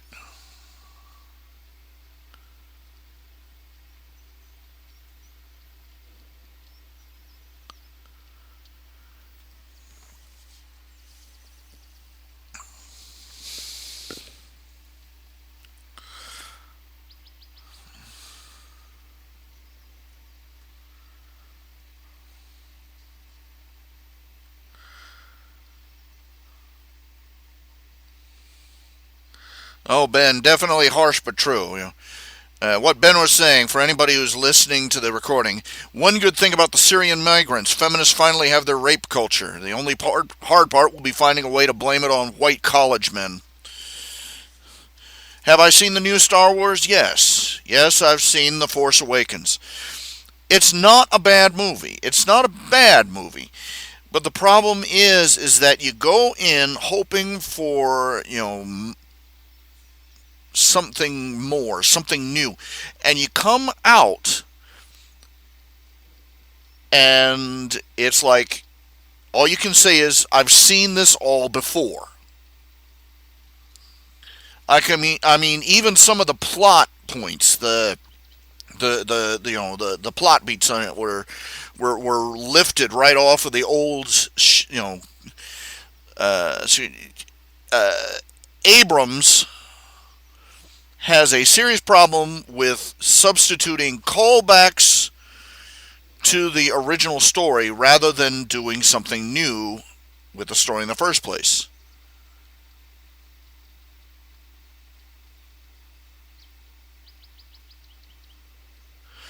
Now, I can hope that they will do something new and fresh. You come back to this franchise, you want them to do something new and fresh with it. You want them to expand the universe, not retread old ground. But every time they go back to the Star Wars franchise, it's, blow up another big ship. We're going to blow up a giant space station again. This one's really big. And again, no sense of scale. It's ridiculous. They've got a machine that can literally devour an entire sun and then use it to shoot people. And I'm like, you're sort of missing no grasp of destructive capacity. Uh, yeah, the fall dance in the first book. Yeah, I know what you're talking about. Where Nip asked all three girls to date, and they all said no. And then he went to the party stag, and they showed up stag, and they all asked to dance with him, and then they all found out that he was dancing with all three of them, and got bent out of shape.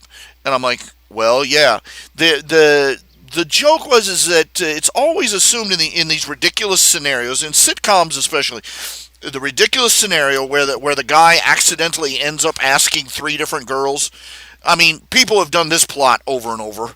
The guy actually ends up taking two girls or three girls, and it's all his fault. It's complete. It's a complete accident, but he's the one at fault at the piece, and I just took a poke at it. I wasn't thinking that much of it. I don't know why you're dwelling on it this far down the road, because it was pretty obvious that they made up and spent the night dancing the floor off.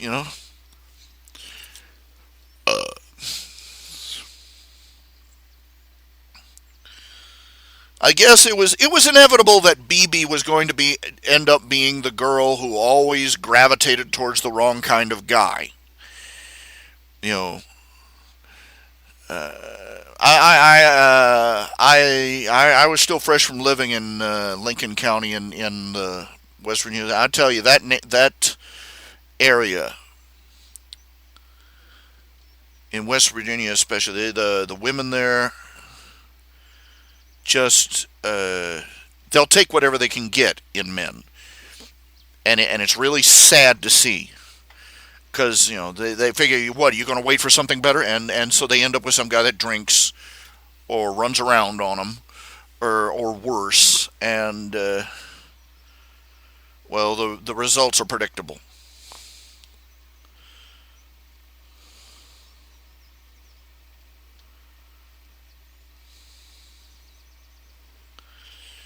But and these girls always picking bad men, and it seems to be a tragedy. Christians especially, this is an unspeakable tragedy. These young girls, they fall for a guy who isn't a Christian. He's lost. He's not saved. He's not a Christian. And they'll fall, and they'll fall in infatuation with him, and they'll run off and get married with him. And what a surprise! The marriage is a tragedy.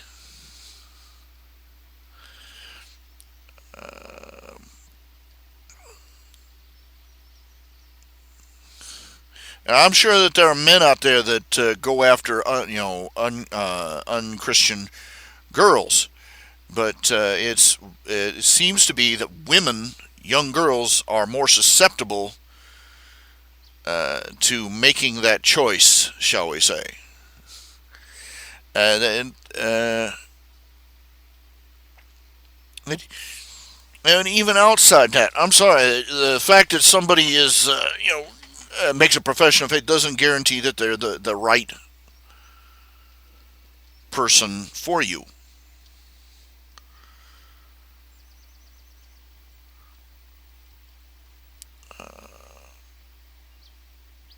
It's a tale as old as time. Women are very good at picking men that are very bad for them.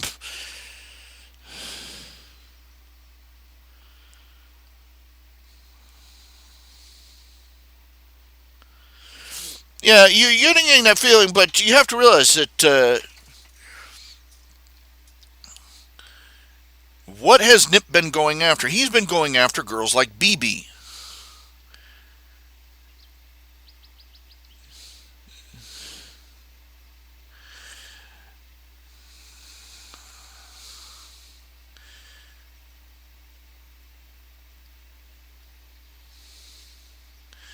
And the ones he's been going after, when the hot lookers, aren't interested in having a settled, stable relationship, and certainly not marriage.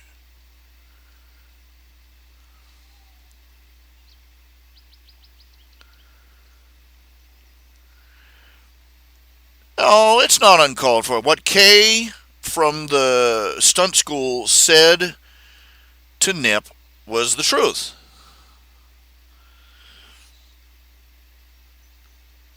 That Nip, for all intents and purposes, for most girls, he's a fun guy to be around, but he doesn't exactly come across as stable. Let's be fair. He's a guy that plays with dynamite.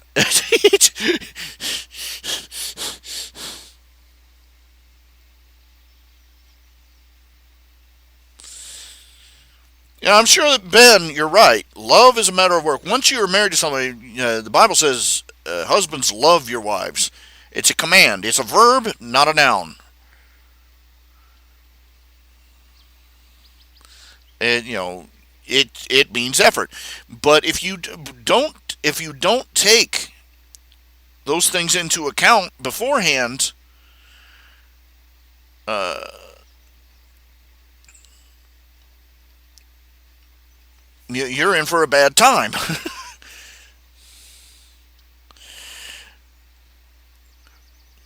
Well, let's consider. Really, this is all informed. You have to say, this is word of God, is because he has never dated seriously.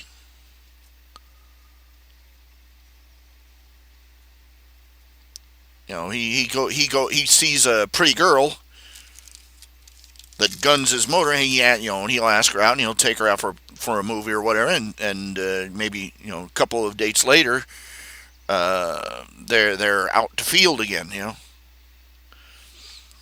and his idea of a fun time, let's put it this way, as his brother put it, they probably take a look at what he does for hobbies and think that if they were lucky, they might end up as his widow.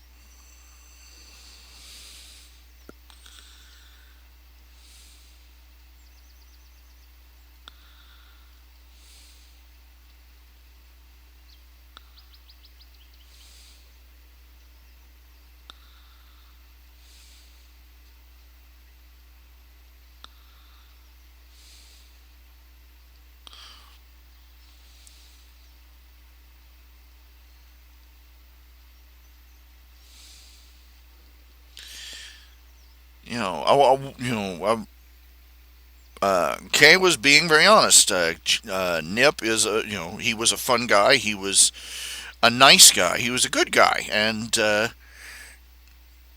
but all things said and considered, he wasn't a stable guy.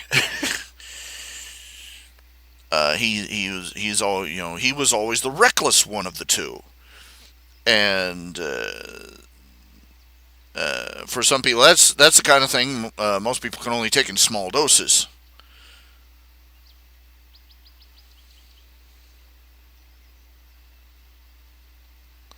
Yeah, I know. It was sort of a thing, I got to admit, I've got that whole ugly duckling syndrome going for a lot of the female characters. You take Zelda, Thelma, and Hortense. Man, I picked the ugliest names for these girls. I do.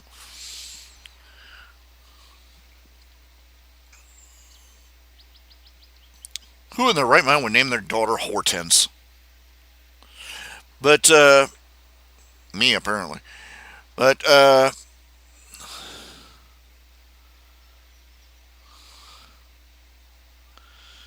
I always like the idea of the one that gets overlooked.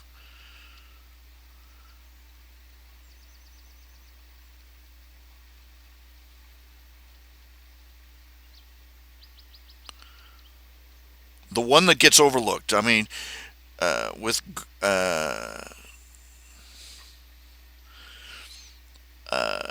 it's that is someone a girl like that she gets overlooked because she's shy, or because she's plain, or because she's not or because she's average, or because she's not prettied up and groomed up like a more looks focused girl, and the guys tend to give her a pass her over. But I always like the idea of somebody coming back and seeing something worth having there. And with Tuck and Thelma, the implication was is that she was their girlfriend. She was supposed to be the gawky, ungainly girl that always tagged along after them. She was their girl Fridays. And when she would get romantic, or and try and get all girly on them, they took it as a joke. But Tuck was supposed to be secretly have grown more and more fond of her over the years,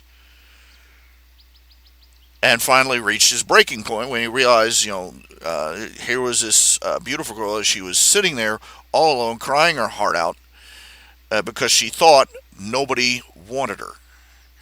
And so you remember when Tuck grabbed her and kissed her.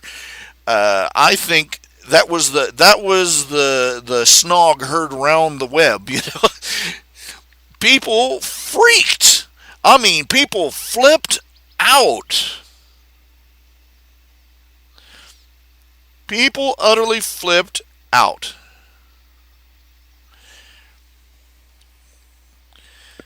Now with Zelda, she's found her own self worth. She's, with the help of her girlfriends. You remember from the slumber party, and from there out, she found her confidence. She found a job that revealed a hidden talent she had. That she learned to deal with people who were hostile to her, or that intimidated her. She found her own self worth, and she finds this. And here is Nip. It's kind of a reversal of the situation. Is that Here's Nip. He's basically this B movie pretty boy.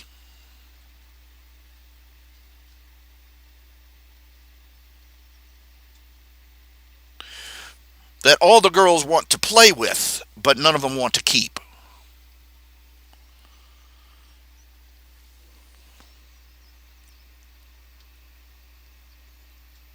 And think about it, the fact that he asked her out on a date and she said yes twice was a shocker for him.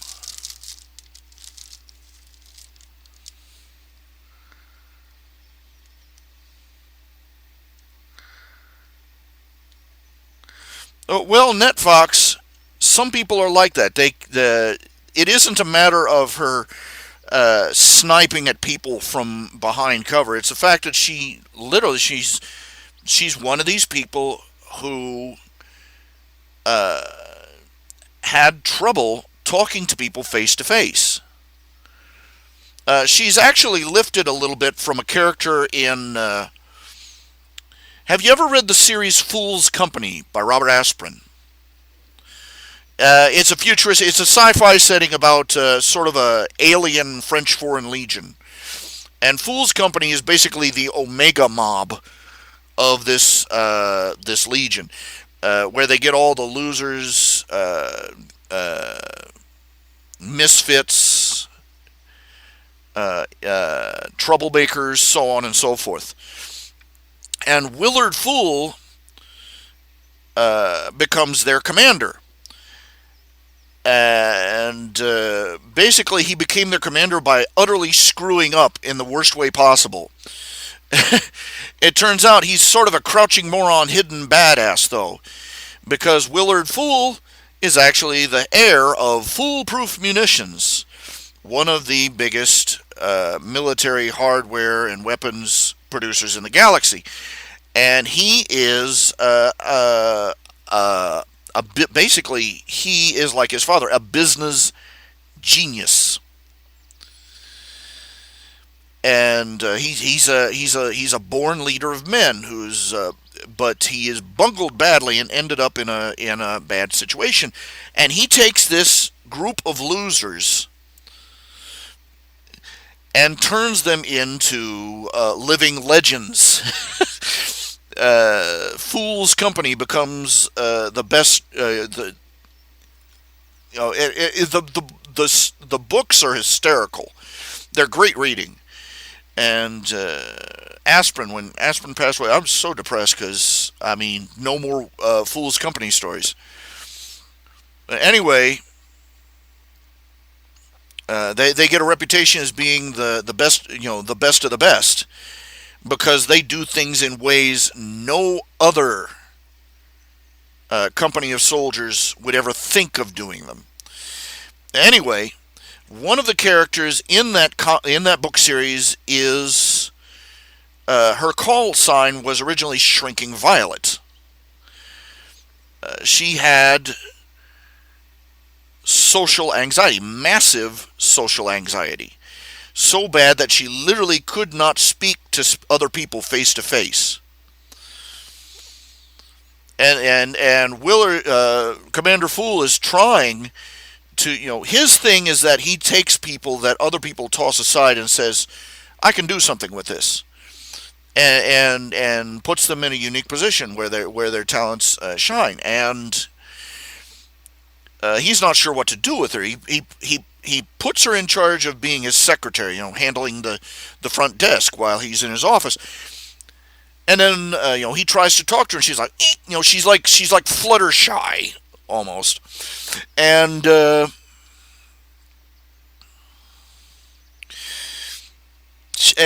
one day he's sitting there, and she goes on the intercom, and she is an entirely different person. She's on the intercom with somebody elsewhere in the base, and she's savvy, she's sharp, she's smart, she's garrulous, she's well spoken, and he goes out, "That was incredible," and she just about disappears under her desk.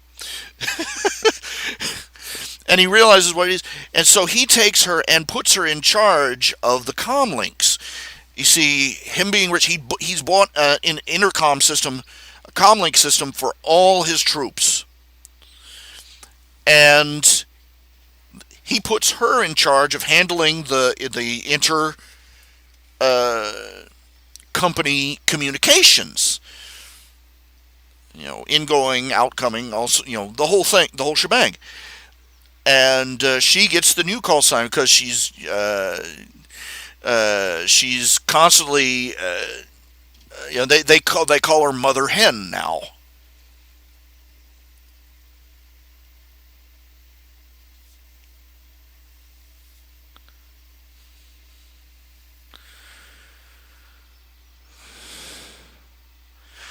Netfox, there's something you have to understand about shyness, about social anxiety. It has nothing to do with how nice people are to you or how mean they are to you. It's just one of those things. It has no, it's no reflection on how other people treat you. It's just that some people literally just aren't wired that way. And it takes a lot of well, one of the examples is, for instance, an extrovert versus an introvert. Most people think introverts are antisocial. What they don't understand is that an extrovert is somebody an extrovert is somebody who recharges their battery by going out and being with people. Okay, do you grasp that? They go out. The extrovert goes out. He goes out to the bar, or to the party, or out to the movies with his friends, and recharges his batteries by being around lots of people. The introvert is somebody who is the exact opposite. Being around, they like being around people. Introverts like being around people. They like doing things with people, but it's draining. What energizes an extrovert drains an introvert.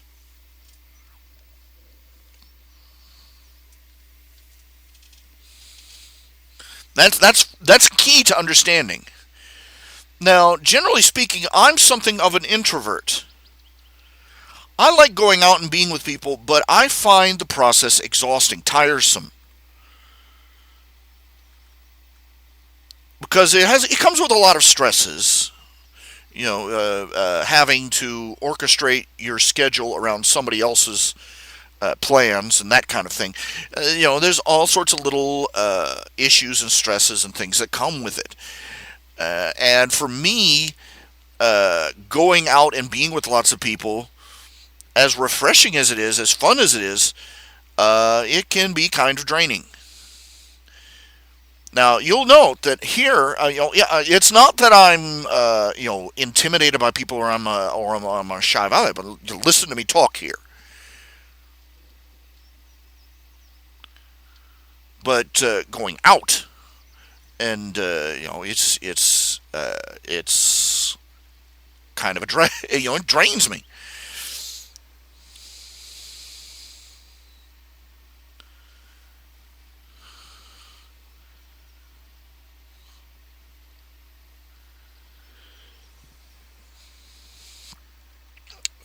Zelda's position, you may feel that way. You don't think that you're getting enough of Zelda to give two rats behinds about her, but I always thought that I put her out there pretty forward. That was a key with it, is that Zelda was one of these people who doesn't get an opportunity to speak her mind much. And once she's had a chance to do it, once she's tried it, she found out she liked it. Now you note she's changed over the years. Back when she was first introduced, there was no way in hell that she would have gotten up in Michael Moby's face and proceeded to give him a "reason you suck" speech. But she did that. She's changed a good bit. And she's finally gotten to the point where she puts Gilly in his place when he gets on her last nerve.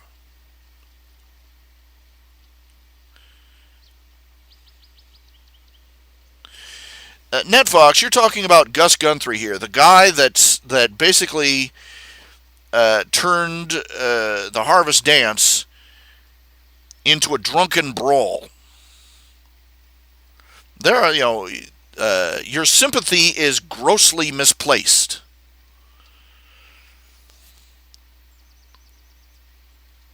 And he was at, and when she dissed him, he was in the middle of basically railing, going on a sexist tirade that would have had, other people going, hey, hey, hey, there are truckers in here.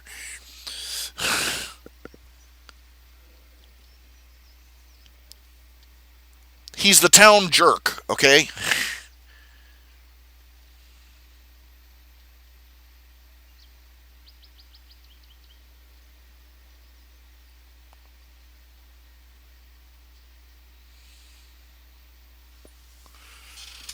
I get a feeling that you wanted, I think what your problem is that you wanted Tuck Nip to get together with BB, and you're disappointed that she didn't.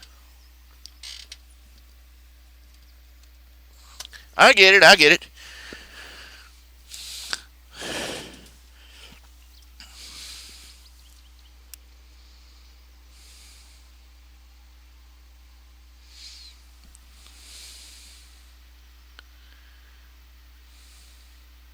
There are people that still can't get over the fact that Spider-Man's first girlfriend died.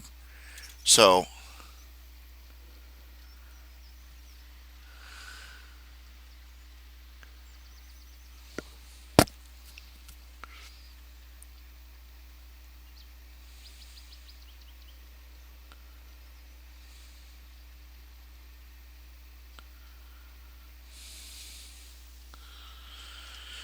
let's see. Let's see. Where was I? Let's see here.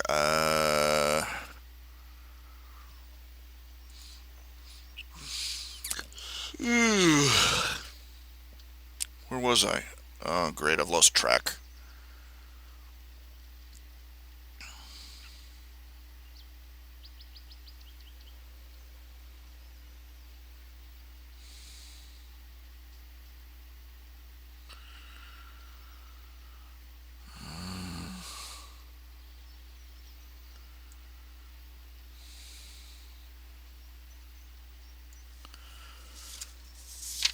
Darn it, I hate it when that happens. I was in the middle of something and I lost track of what I was doing. No, I'm just...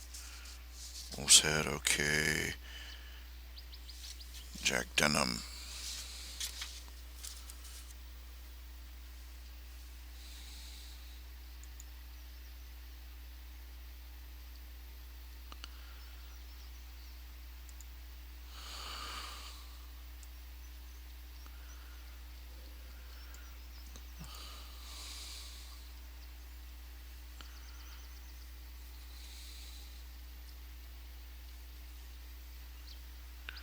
Legs.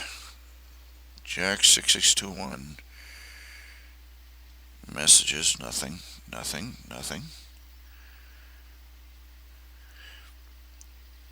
Now, does anybody know how to set Google Gmail to display the email addresses instead of just the names?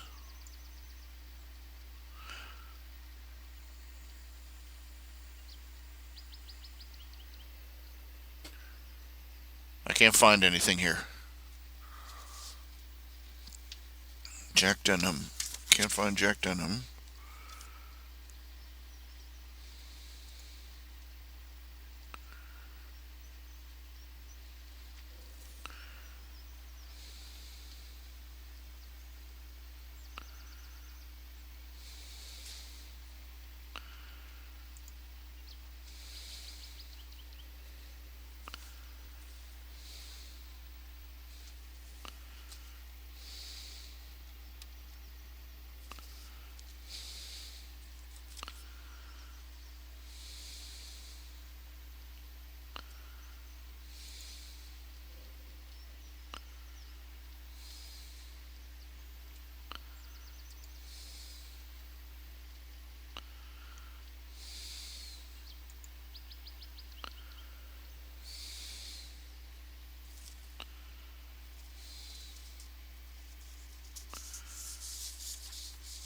It's always fun looking for crap.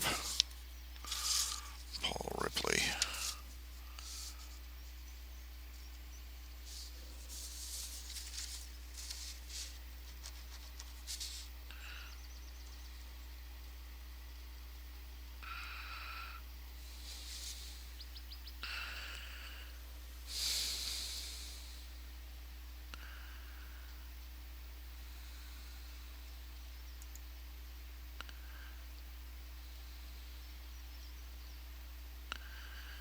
VG Justice.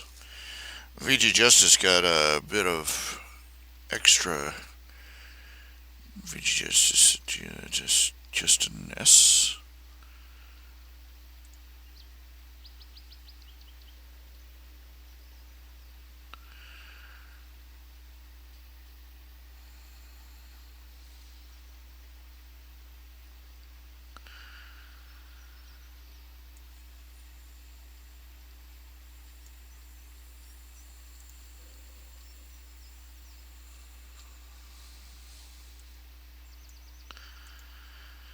Oh, tummy aches.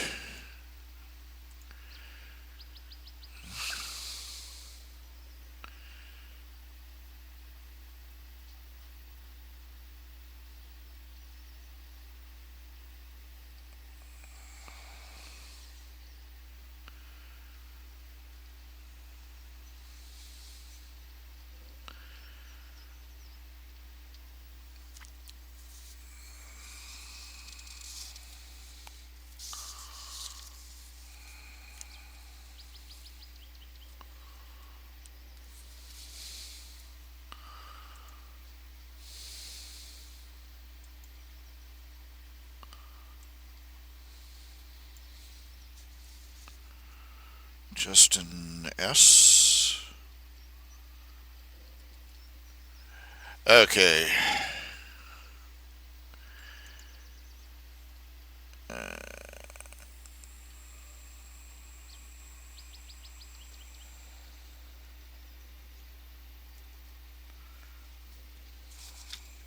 Definitely got a check mark on that one.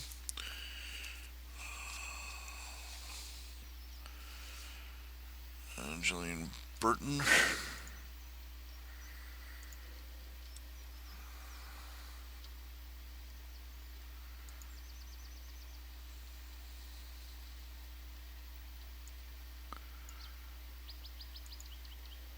Angeline Burton. Oh, yes.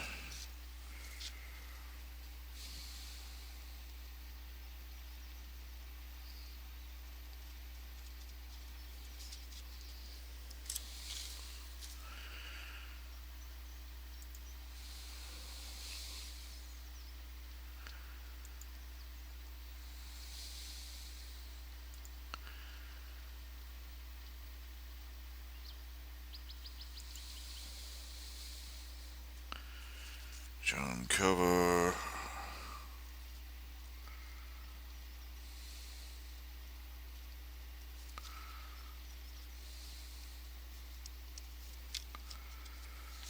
Samuel Jennings. In case you're wondering, I'm going through the paperwork here, checking off, seeing who has had a cameo appearance in the comics so far and who hasn't.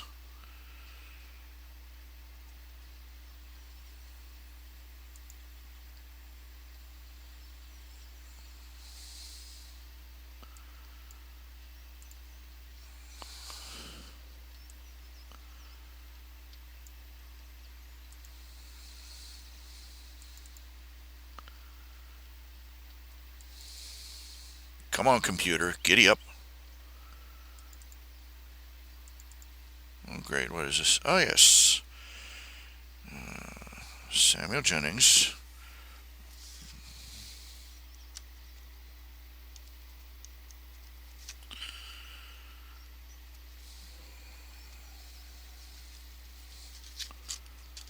Got him.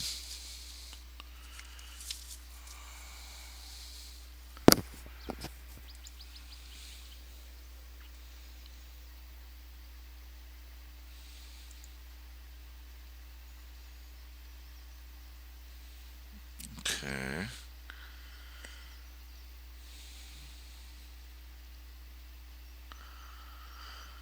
Neil Day. This is just you just have to do this. Trying to do cross referencing everything, so that, linking up names, donations, emails. Nilo, simpatico.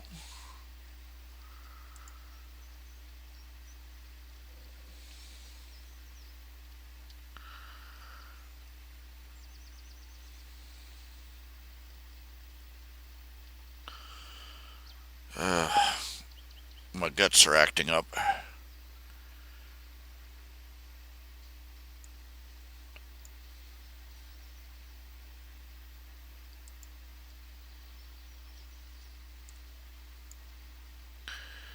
Neil O'Day.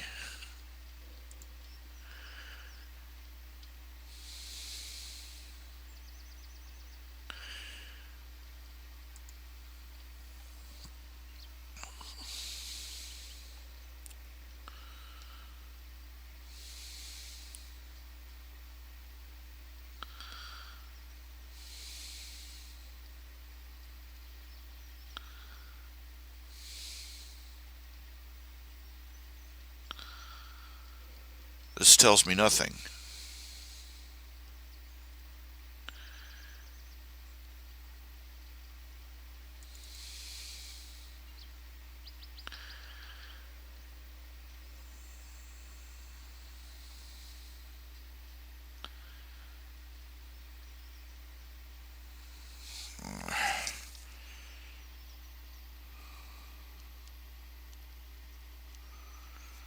I'll have to hunt him down. No other way around it. There's a lot of people on this list I'm going to have to hunt down, email, re-email, re-email to try and get some information out of them. Stevens Chan.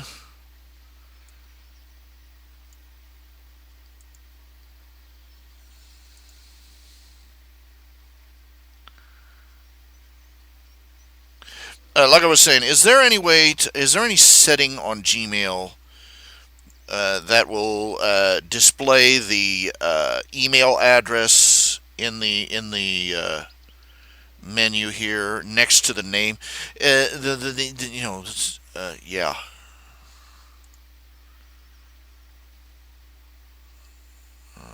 Doifig.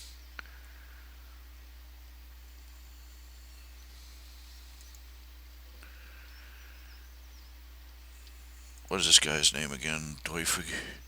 Stevens Chan. Stephen H. Chan. Ah, here we go. Pledge 20 or more. It doesn't tell me anything. I need to see.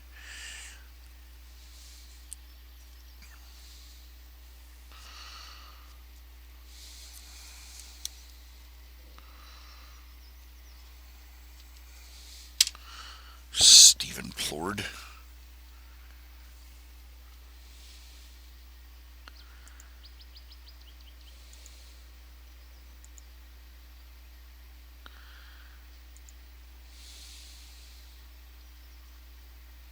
Garbanzo Lima. It's going to be interesting.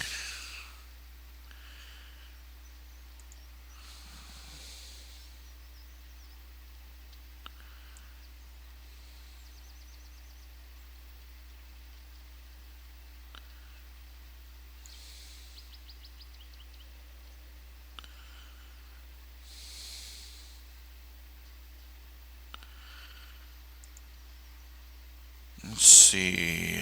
Garbanzo Lima. Stephen Plord. Garbanzo Lima. No name there.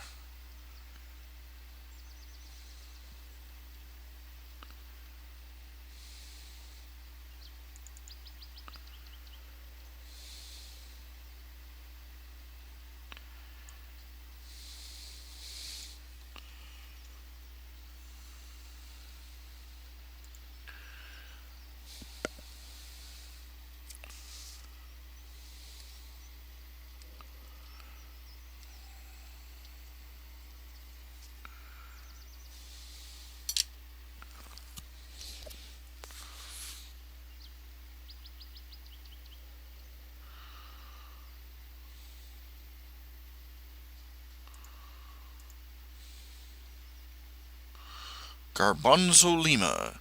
He said a Garbanzo Lima. I don't know. Plord. Let's see, 53. Garbanzo Lima.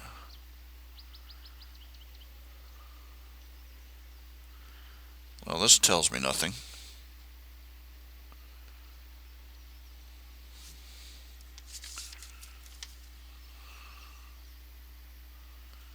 Ah, here we go.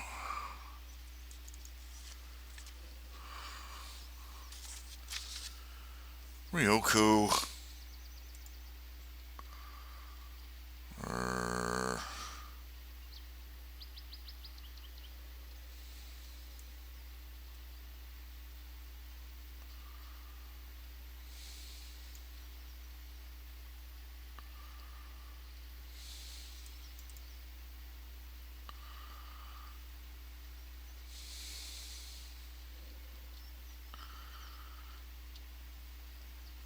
Holy crap.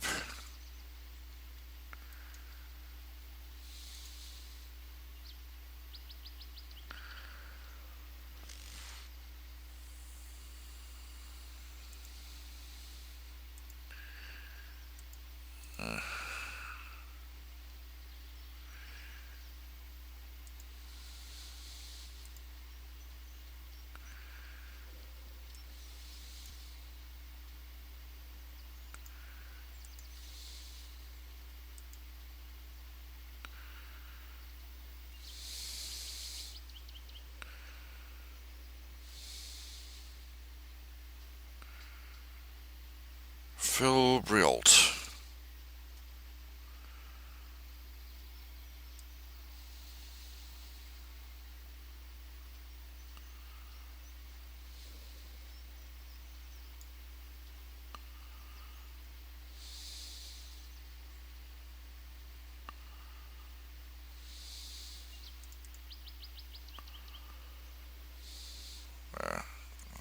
already did that one.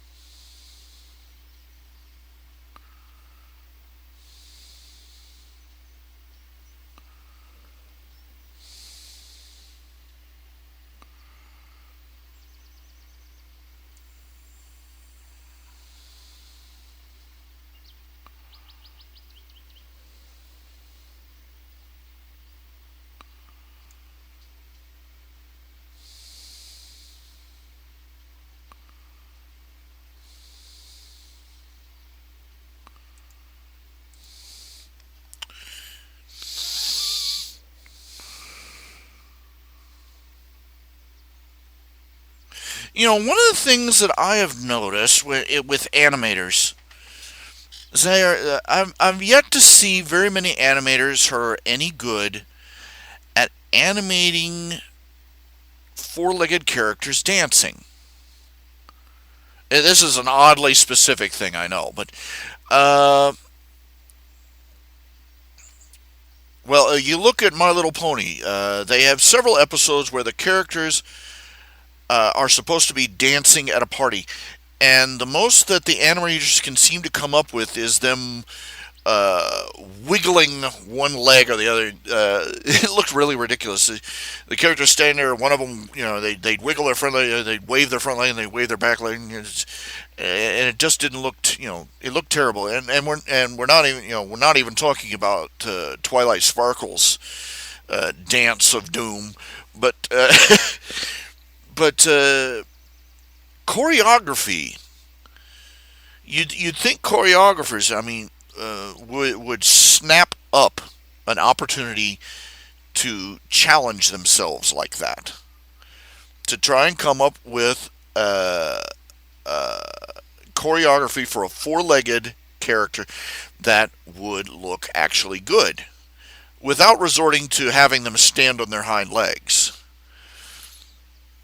But I haven't seen any really good examples. Now, I've seen animators. I saw one old 1950s, 1960s animated clip. It was one of these live. This was one of the early live action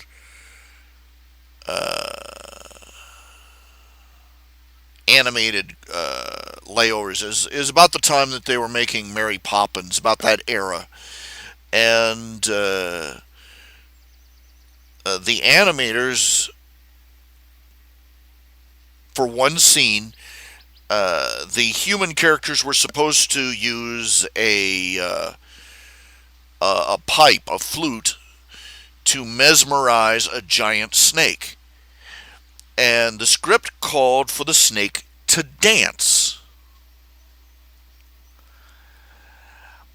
And it was extraordinary to watch because the animators are incredibly inventive about it.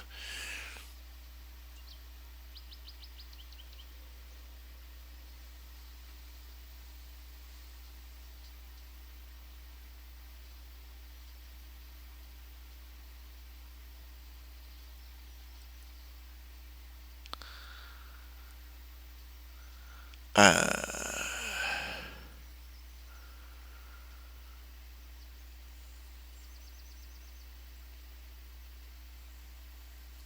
to many of the people that work in these animated features, they don't seem to put as much thought into it.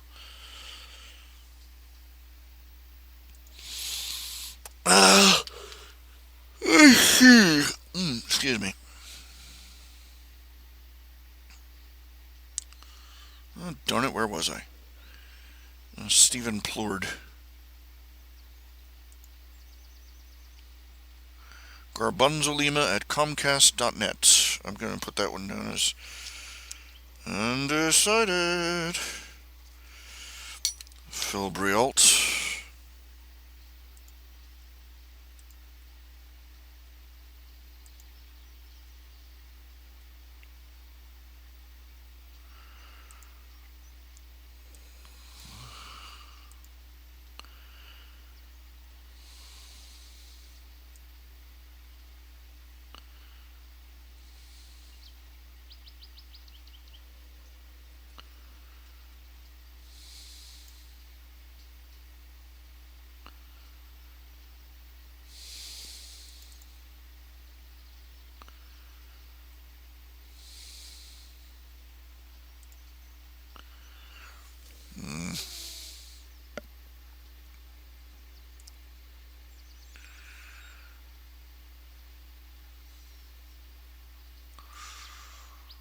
And again, no information on Phil Brialt. Let's see, what's Phil Brialt? Pappybro at gmail.com. That doesn't help either. I'm going to have a long list of people I need to recontact. People that never got back to me with information I needed. Andrew M. Vickers.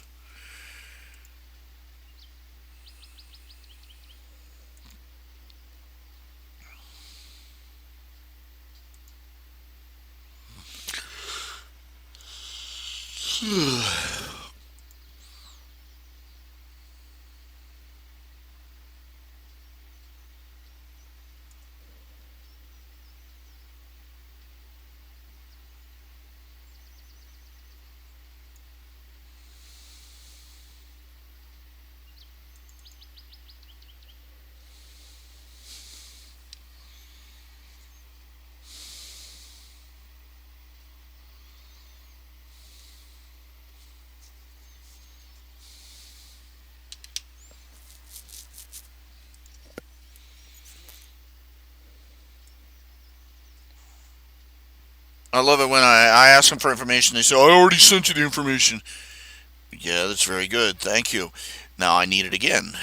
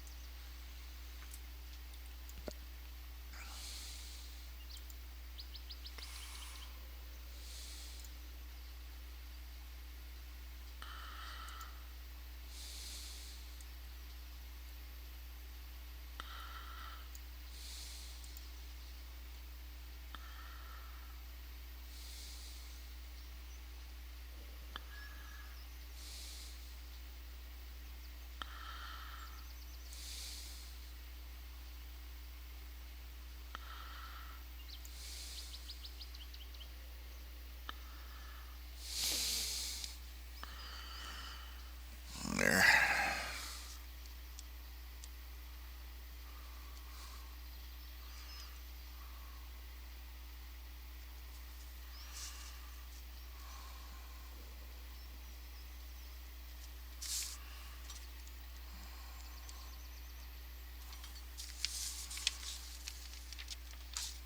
Dipper Draper.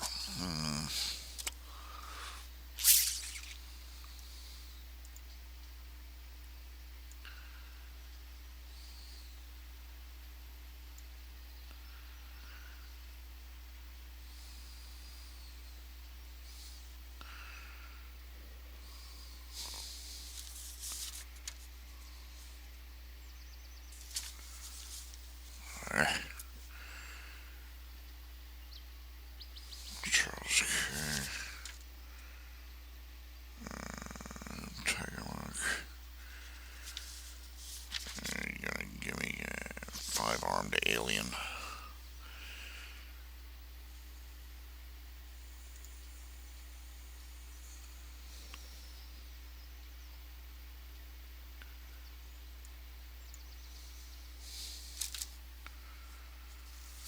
Dipper Draper.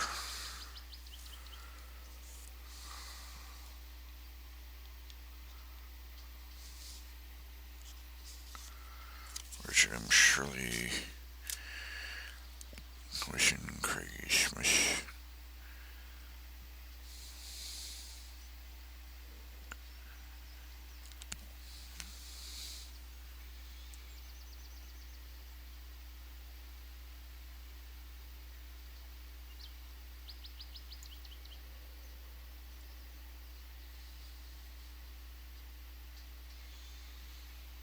Richard M. Shirley.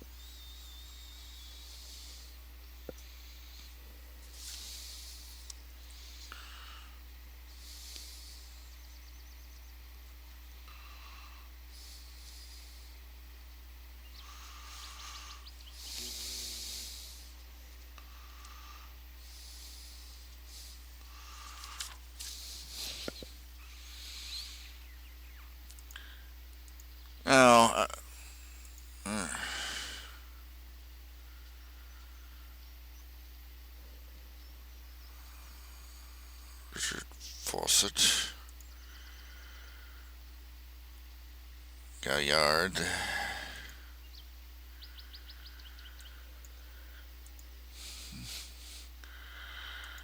Should have told him to respond to Blackford, Wolf, Jackal mix.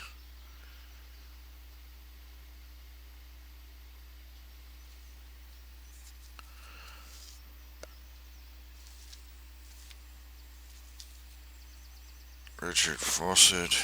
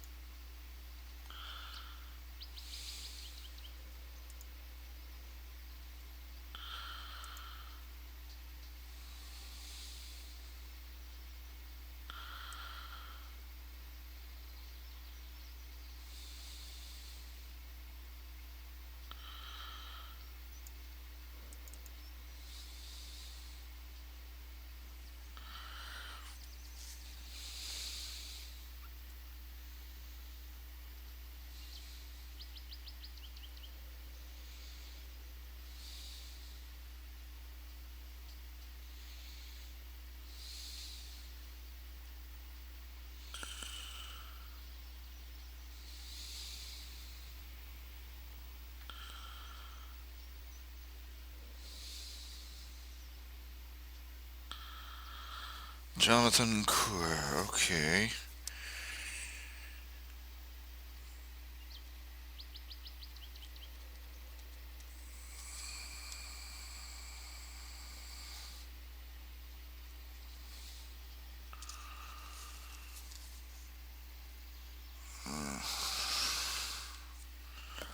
Red Dwarf 4.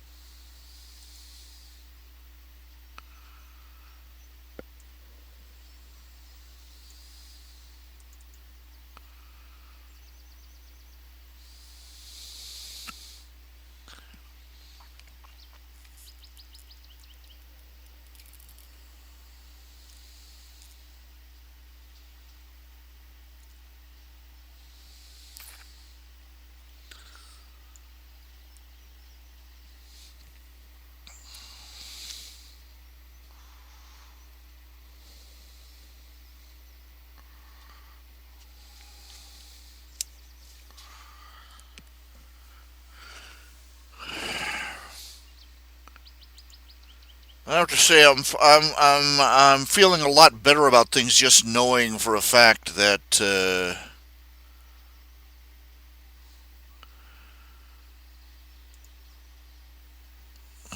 I've got more of these done than I thought I had.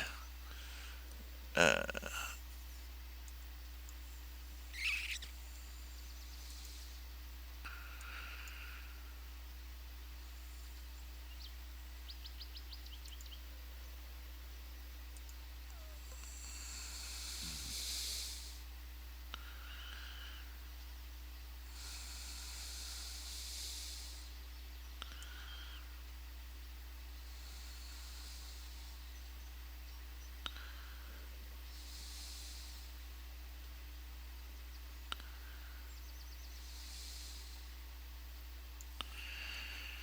uh,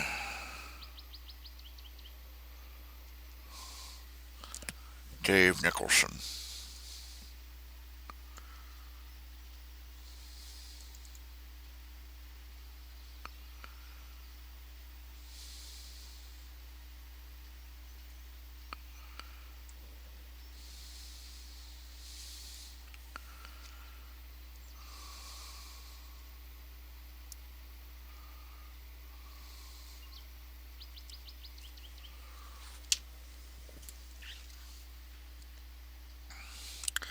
That still leaves a lot of characters that need to be put into the story.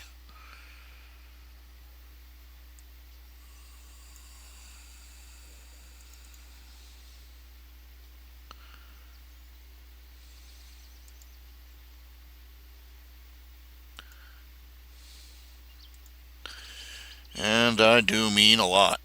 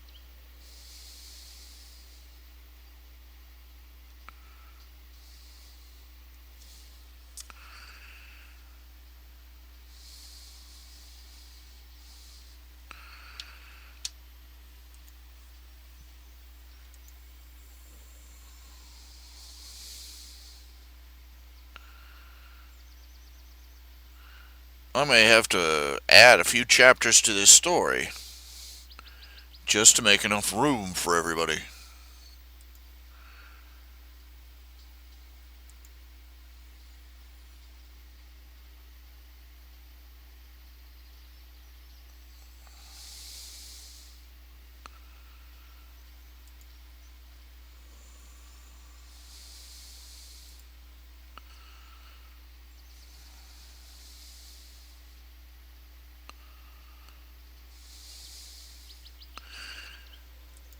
Kruger.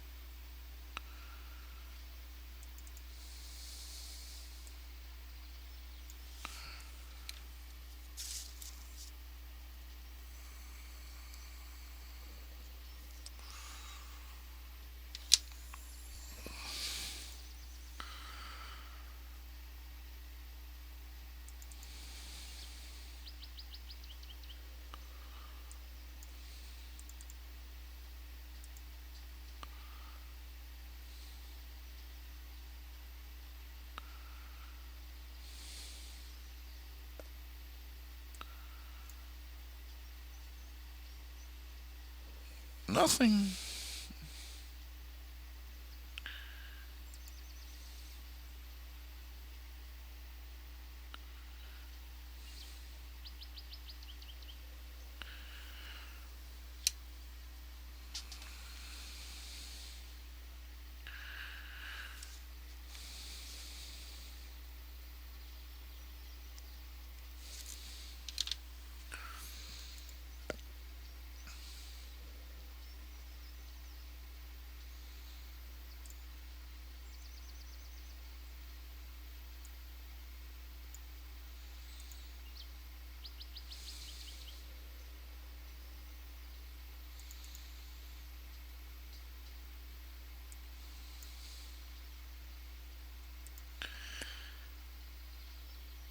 Nothing.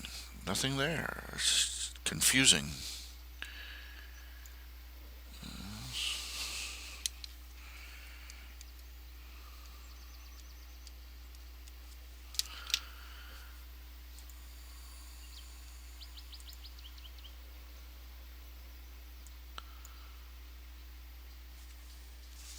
Okay.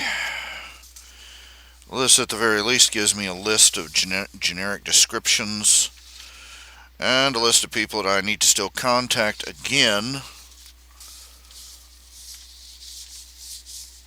to get their character descriptions.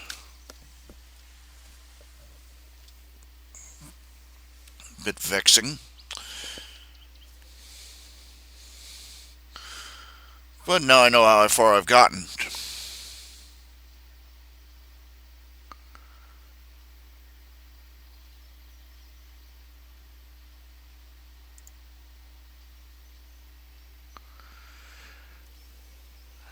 Oh, ow! How often do I check my channel? I'm bouncing back and forth here. I've just finished this list, so I'll be paying more attention now.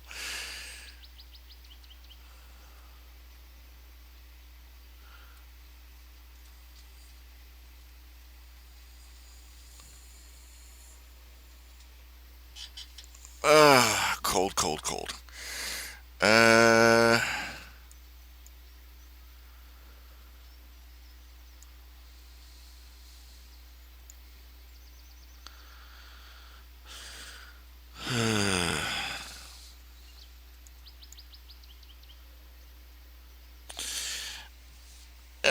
I wouldn't call The Force Unleashed much of a happy ending, considering how it ended.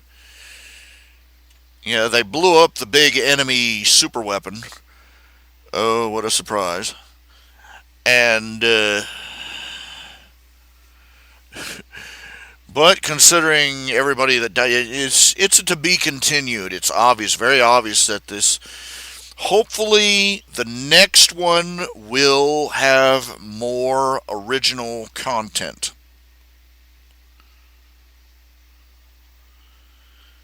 They spent all, it felt like they spent all their time telling us what happened in between the end of the last movie and the beginning of this one, instead of showing us.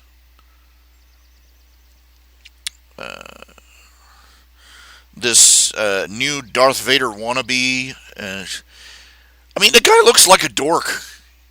He does. He's supposed to be Darth Vader. He's supposed to be this intimidating thing. He looks like a dork. He does. You want to look at Han Solo and Leia and go, what the hell happened here? Yes.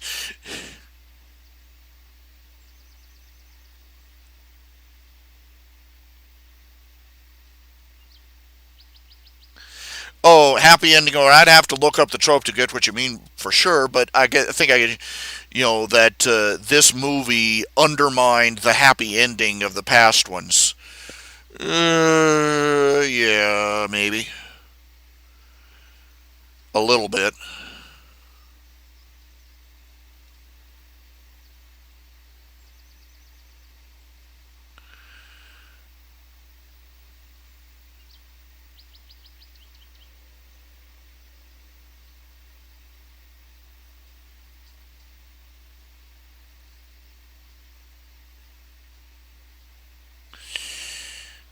Well.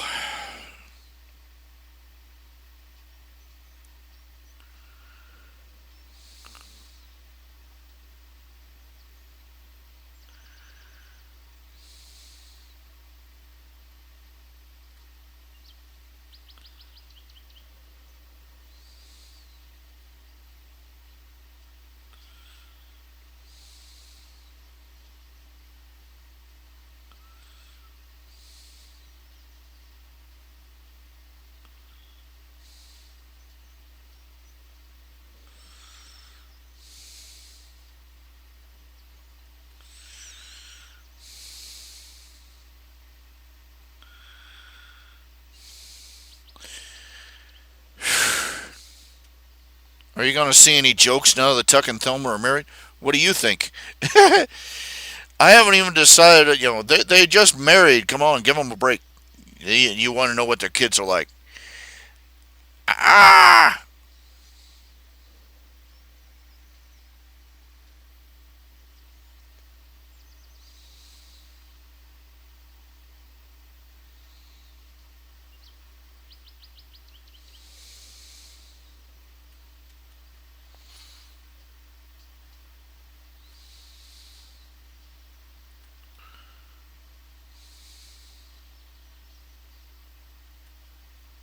Ow! Ow! Ow! Ow! Ow! Joint take. Ugh.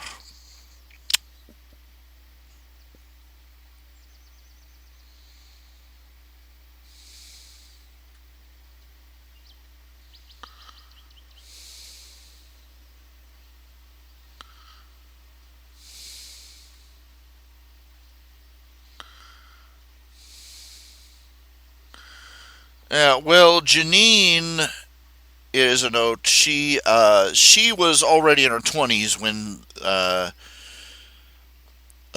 Nip and Tuck were supposed to be in their teens. So make of that what you will. She's the older sister of the group.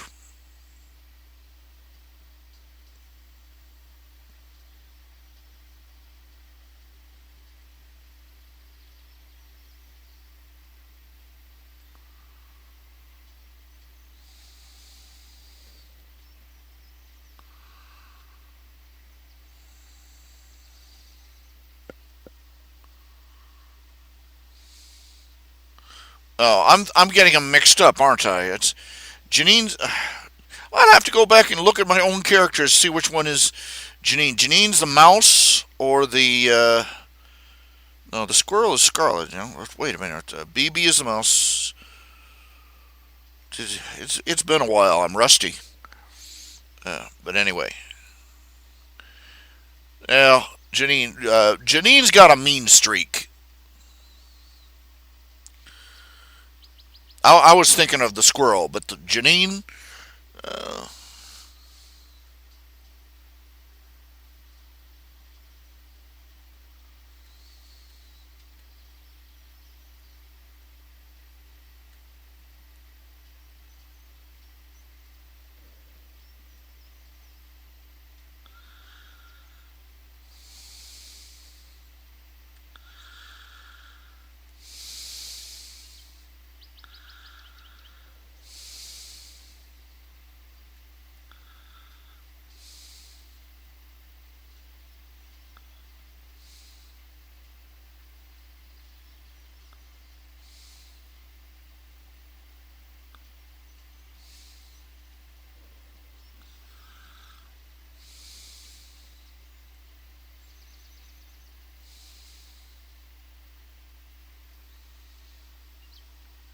yeah, Sasha's the squirrel. Janine is the mouse. BB is the rabbit.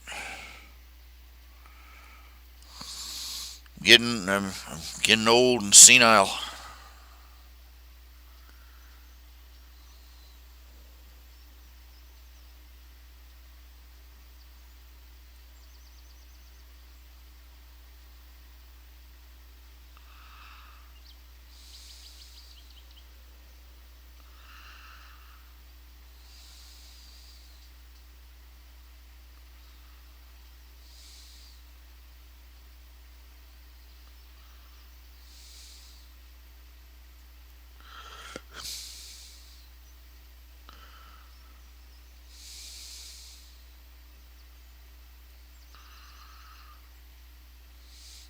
It's starting to get kind of chilly in here.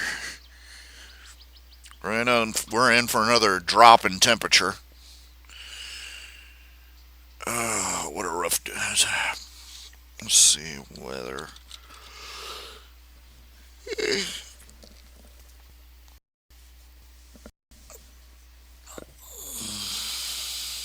Winter storm Hera.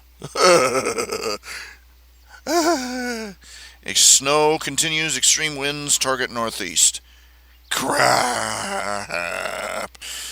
We got, according to this, we got 30 degrees, light snow. Let's see.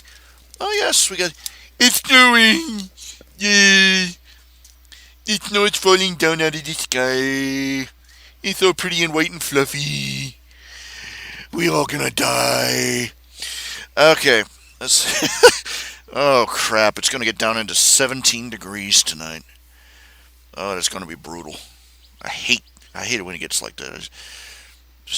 17 degrees. When the temperature dips below,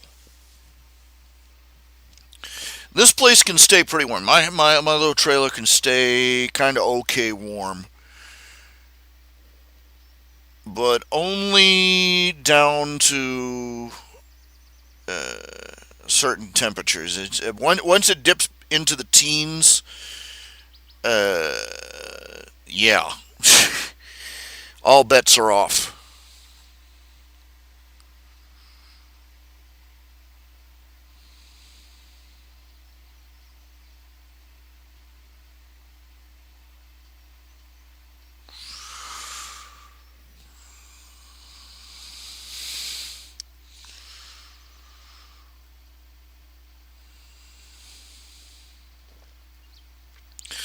I've been reading. I've noticed a trend in certain romance novels and in romance plot lines, particularly ones written by women. It's most egregious in like Twilight, but you see it in pretty much every story. I've seen it in pretty much every story written by a woman. Let's see here: Twilight, The Hunger Games. What was that one with the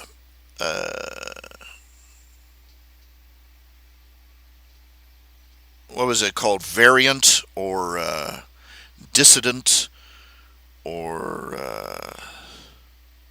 something like that, about this girl lived in a society where everybody was classified into like 4 or 5 groups. Divergent. When it's a woman writing the story, and there's a romantic plot or subplot, there's all it's feminist porn, really. Uh, uh, the joke is that when men write porn, it's about a man with 2 women uh, getting physical, gratifying themselves physically. When a woman writes porn, it's about a woman with 2 men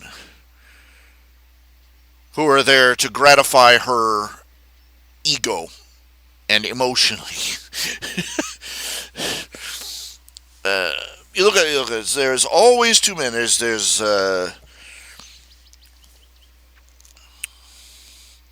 just about always. Jupiter Rising is about the only exception, and only barely. Uh, but there's always, it's her, the main protagonist, the strong, independent, young woman, and 2 males. One's the main squeeze, one's the guy on the side, in case the main guy is out of town and she needs an ego stroke. Uh, to tell her how wonderful and special and beautiful and precious, and nobody appreciates her, and so on and so forth. And there's always 2 guys, one for her to be saved by, and one for her to save. One who's a Byron-esque wreck, and one who's the rock-ribbed manly man. One you get you get the pattern, and it's God's own guess as to which one the writer is going to decide she deserves and will get at the end of the whole mess.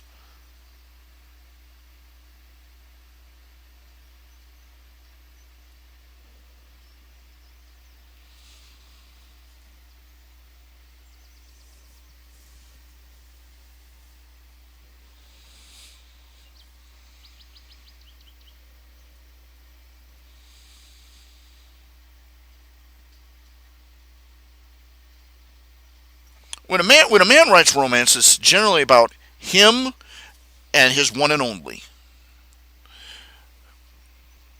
And he basically has to kick butt and take names and do everything in his power to you know climb the highest mountain, swim the deepest sea, etc., to get to the one he loves. But when a woman writes it, it's all about two different men who rotate around her personal universe.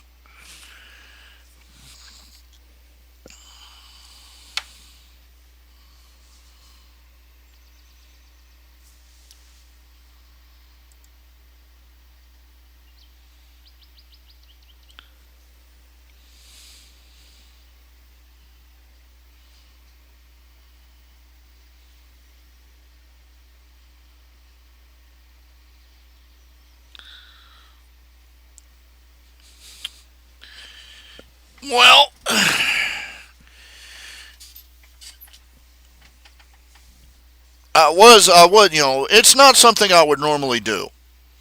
Shipping Discord and Celestia.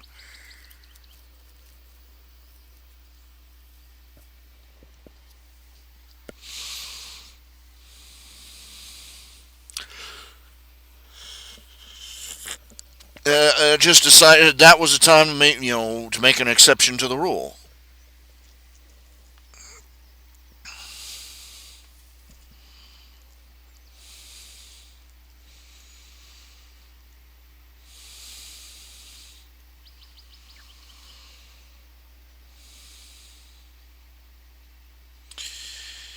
Well, needing someone to save you, we all need someone to save us, and we do need each other. Anybody who thinks that they can, oh, I can do it all on my own, you're in for one hell of a shock, because you won't. You will not succeed. Nobody does anything alone.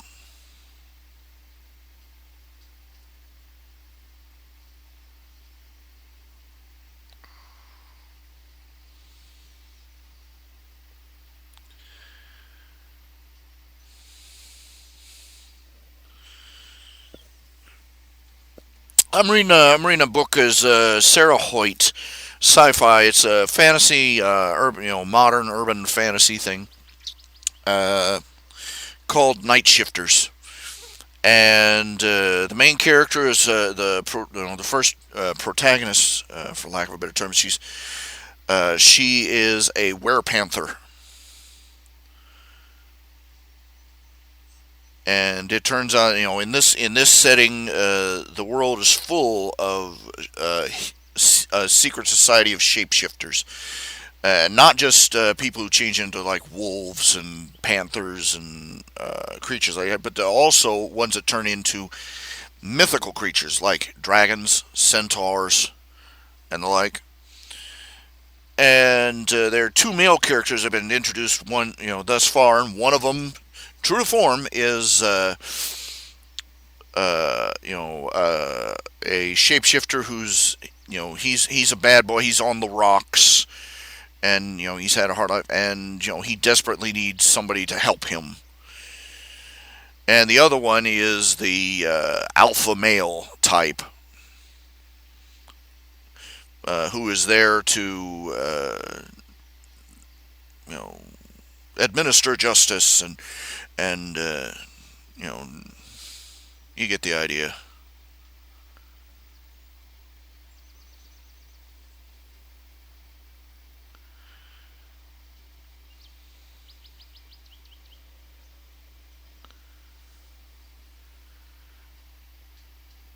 No, progressive feminism had nothing to do with making a competent character without making them dependent.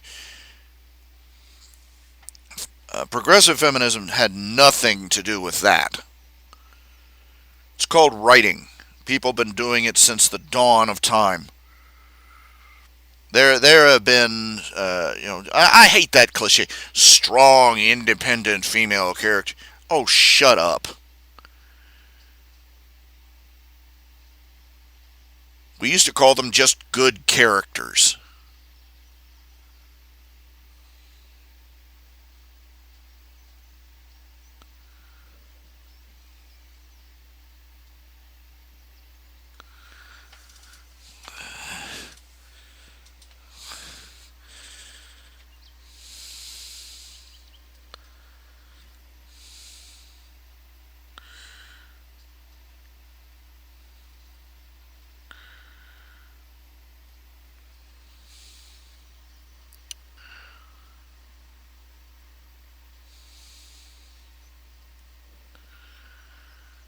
Man, I could go for some jelly beans.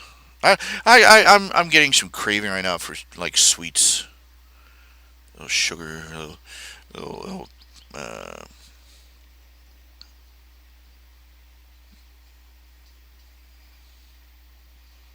I like chewy fruit candies. Not too chewy. I mean, not not that glue your jaw shut kind of chewy, but just like gummies and.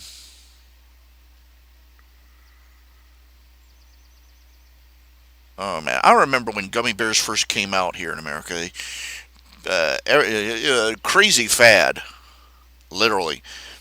Kids were going to school. Everybody had a gummy bear cup. They sold them in plastic cups for some reason. It was a plastic cup with a plastic lid, a lid, and it had uh, little bears around the rim, and kids were getting in trouble for it. You're not supposed to be eating these things in class, and yeah.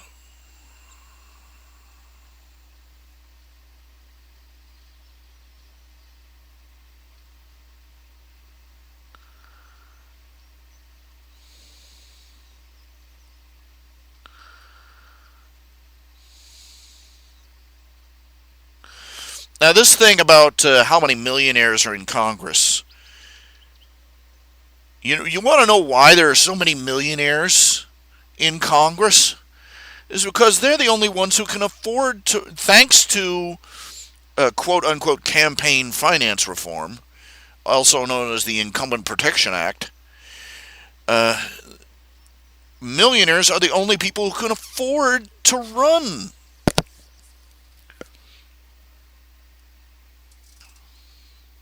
I mean, it's going to be an expensive proposition anyway, but with the way they've set up the rules, it's almost impossible to raise enough money from grassroots support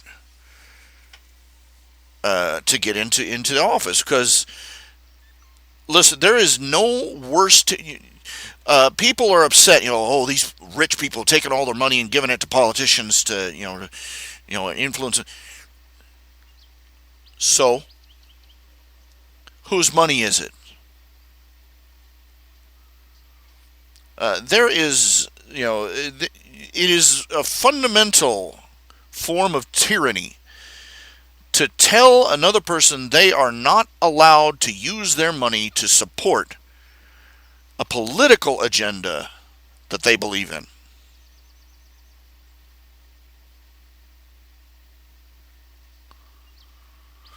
They have made it a crime to.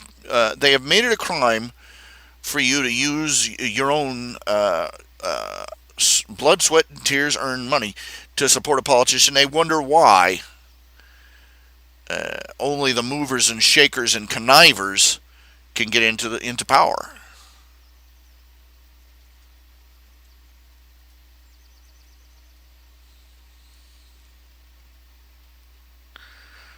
Nip and Janine, no.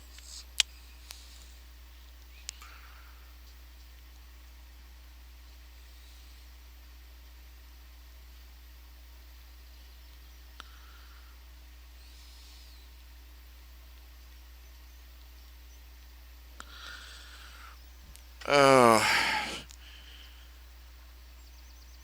I really don't want to hash that out. You know that whole feminist thing and relationships. The real scenario right now is that feminism. You know what? You know what kind of relationships feminism produces? Tragedies. This is a standard procedure. The women, these young college women, they go off, they get their degree in women's studies, and they're basically taught to regard all men with disdain. They spend their college years, they spend their 20s and their 30s uh, looking down their nose at every man is not worthy of them. And then they hit the they will get married. They will maybe get a henpecked husband, or they'll get a series of men through divorce or just shacking up with them, and then they'll hit the wall. Then they hit the wall hard.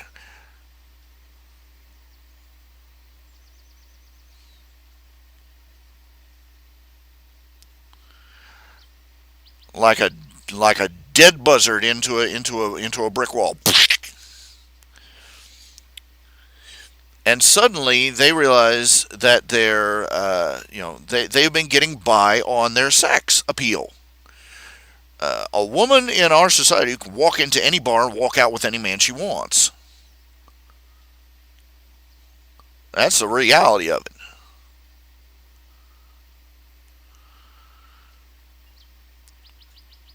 So long as she's young and not too picky how she gets her man.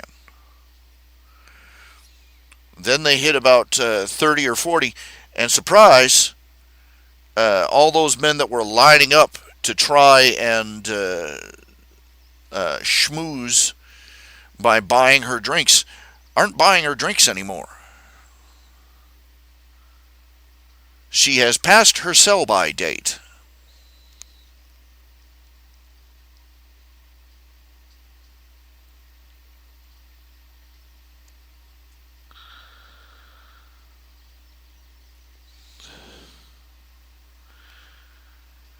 Listen, there is no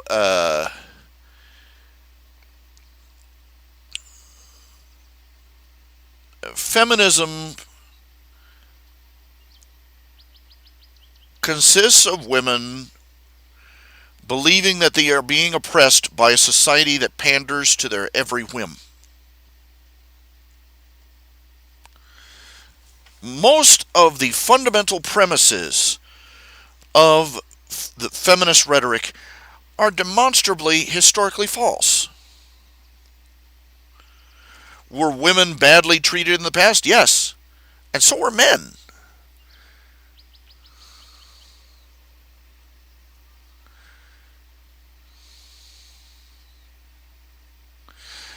They forget most of the comparisons feminists make about how women were treated in the past. They compare how the average woman was treated as opposed to the men in the highest echelons of society. They compare the lifestyle of a male, a king or a duke or a nobleman to the life of an average peasant woman.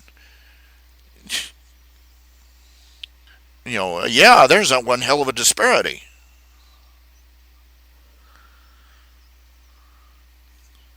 They like to talk about how women were sold as, basically breeding stock. And by that measure, they forget that the men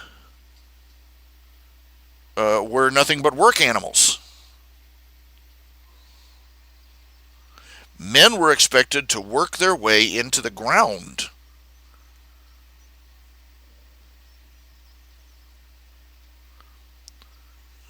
Yeah, it sucked to be a woman in the past. It sucked to be 99% of the population in the past.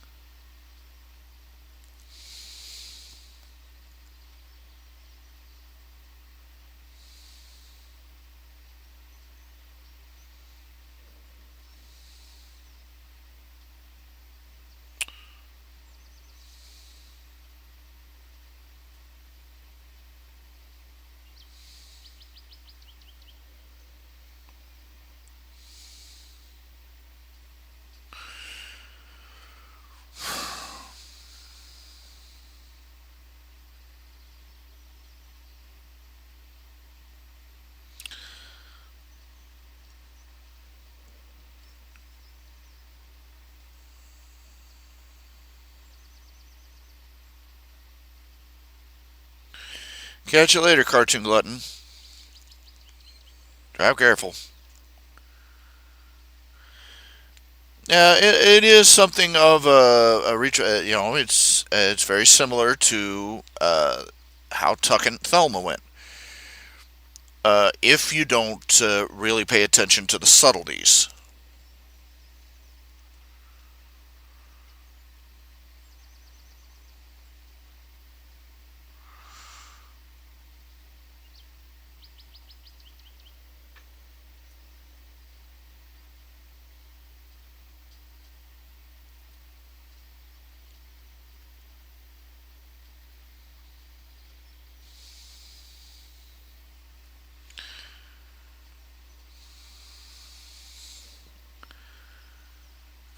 I'm getting a little hungry, and I'm debating on what to do for food, what to eat, what to fix.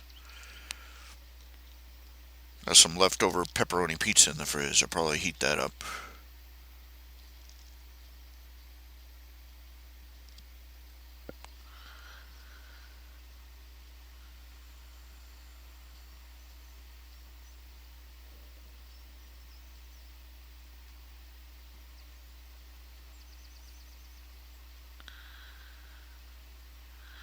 Oh, well, NetFox, I'm terribly sorry, but comes to this, you can't please everyone.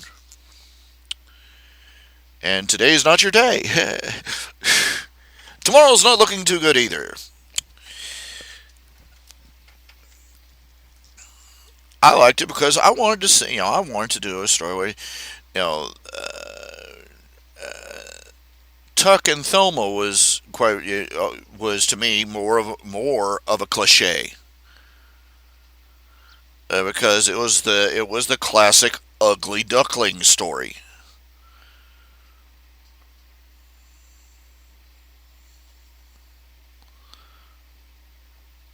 and it felt kind of cheap. I'll be honest, it felt kind of retreaded to have Thelma end up with either one of the Todd brothers.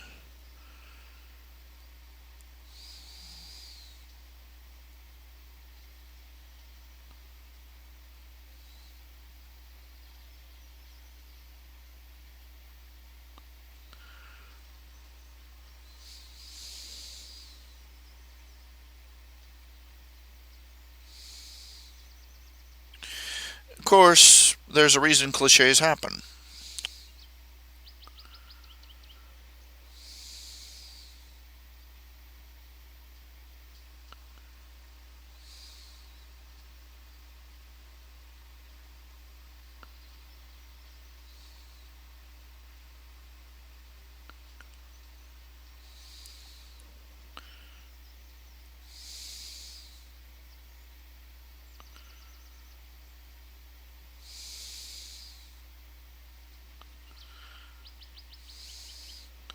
I thought it was. I thought it was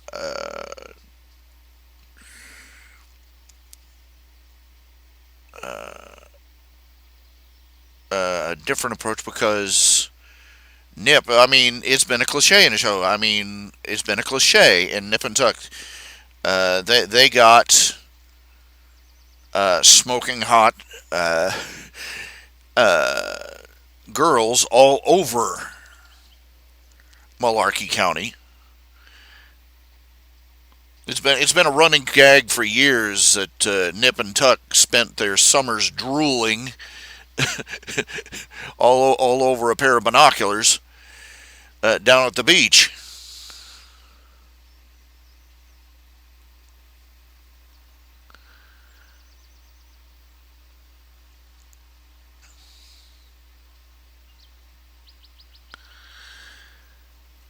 And I thought it was. I thought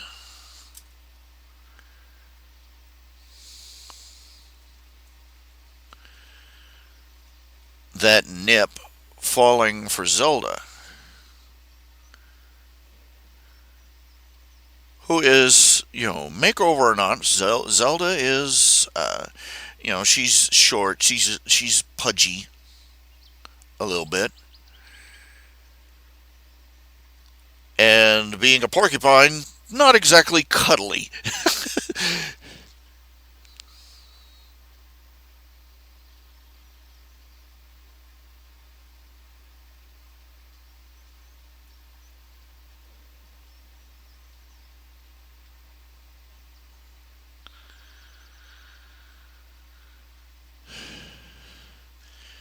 There's only, why didn't you hear anything more about the other girls at the slumber? Because, quite frankly, I can only pursue so many characters.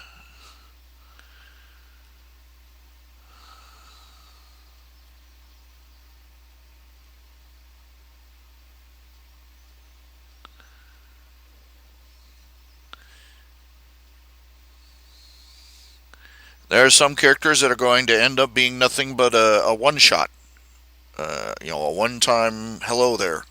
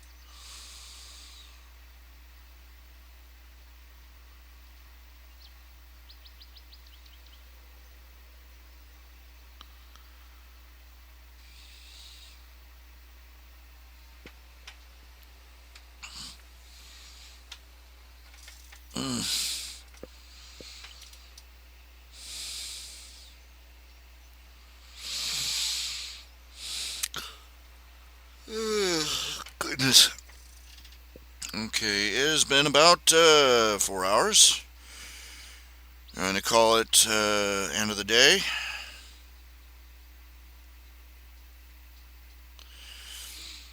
Catch you all tomorrow. I'm trying to do the broadcast at 4 o'clock regular time. Remember, I'm taking commissions. If you want to see an arc, you want to do an arc of a cameo appearance, or even you just want to commission a regular arc, uh, I'm all for it. In any of the strips, $100, five comic strips. I'm taking regular art commissions as well. $20 black and white, $40 color. Daddy got to get a new pair of shoes and pay the electric bill. So,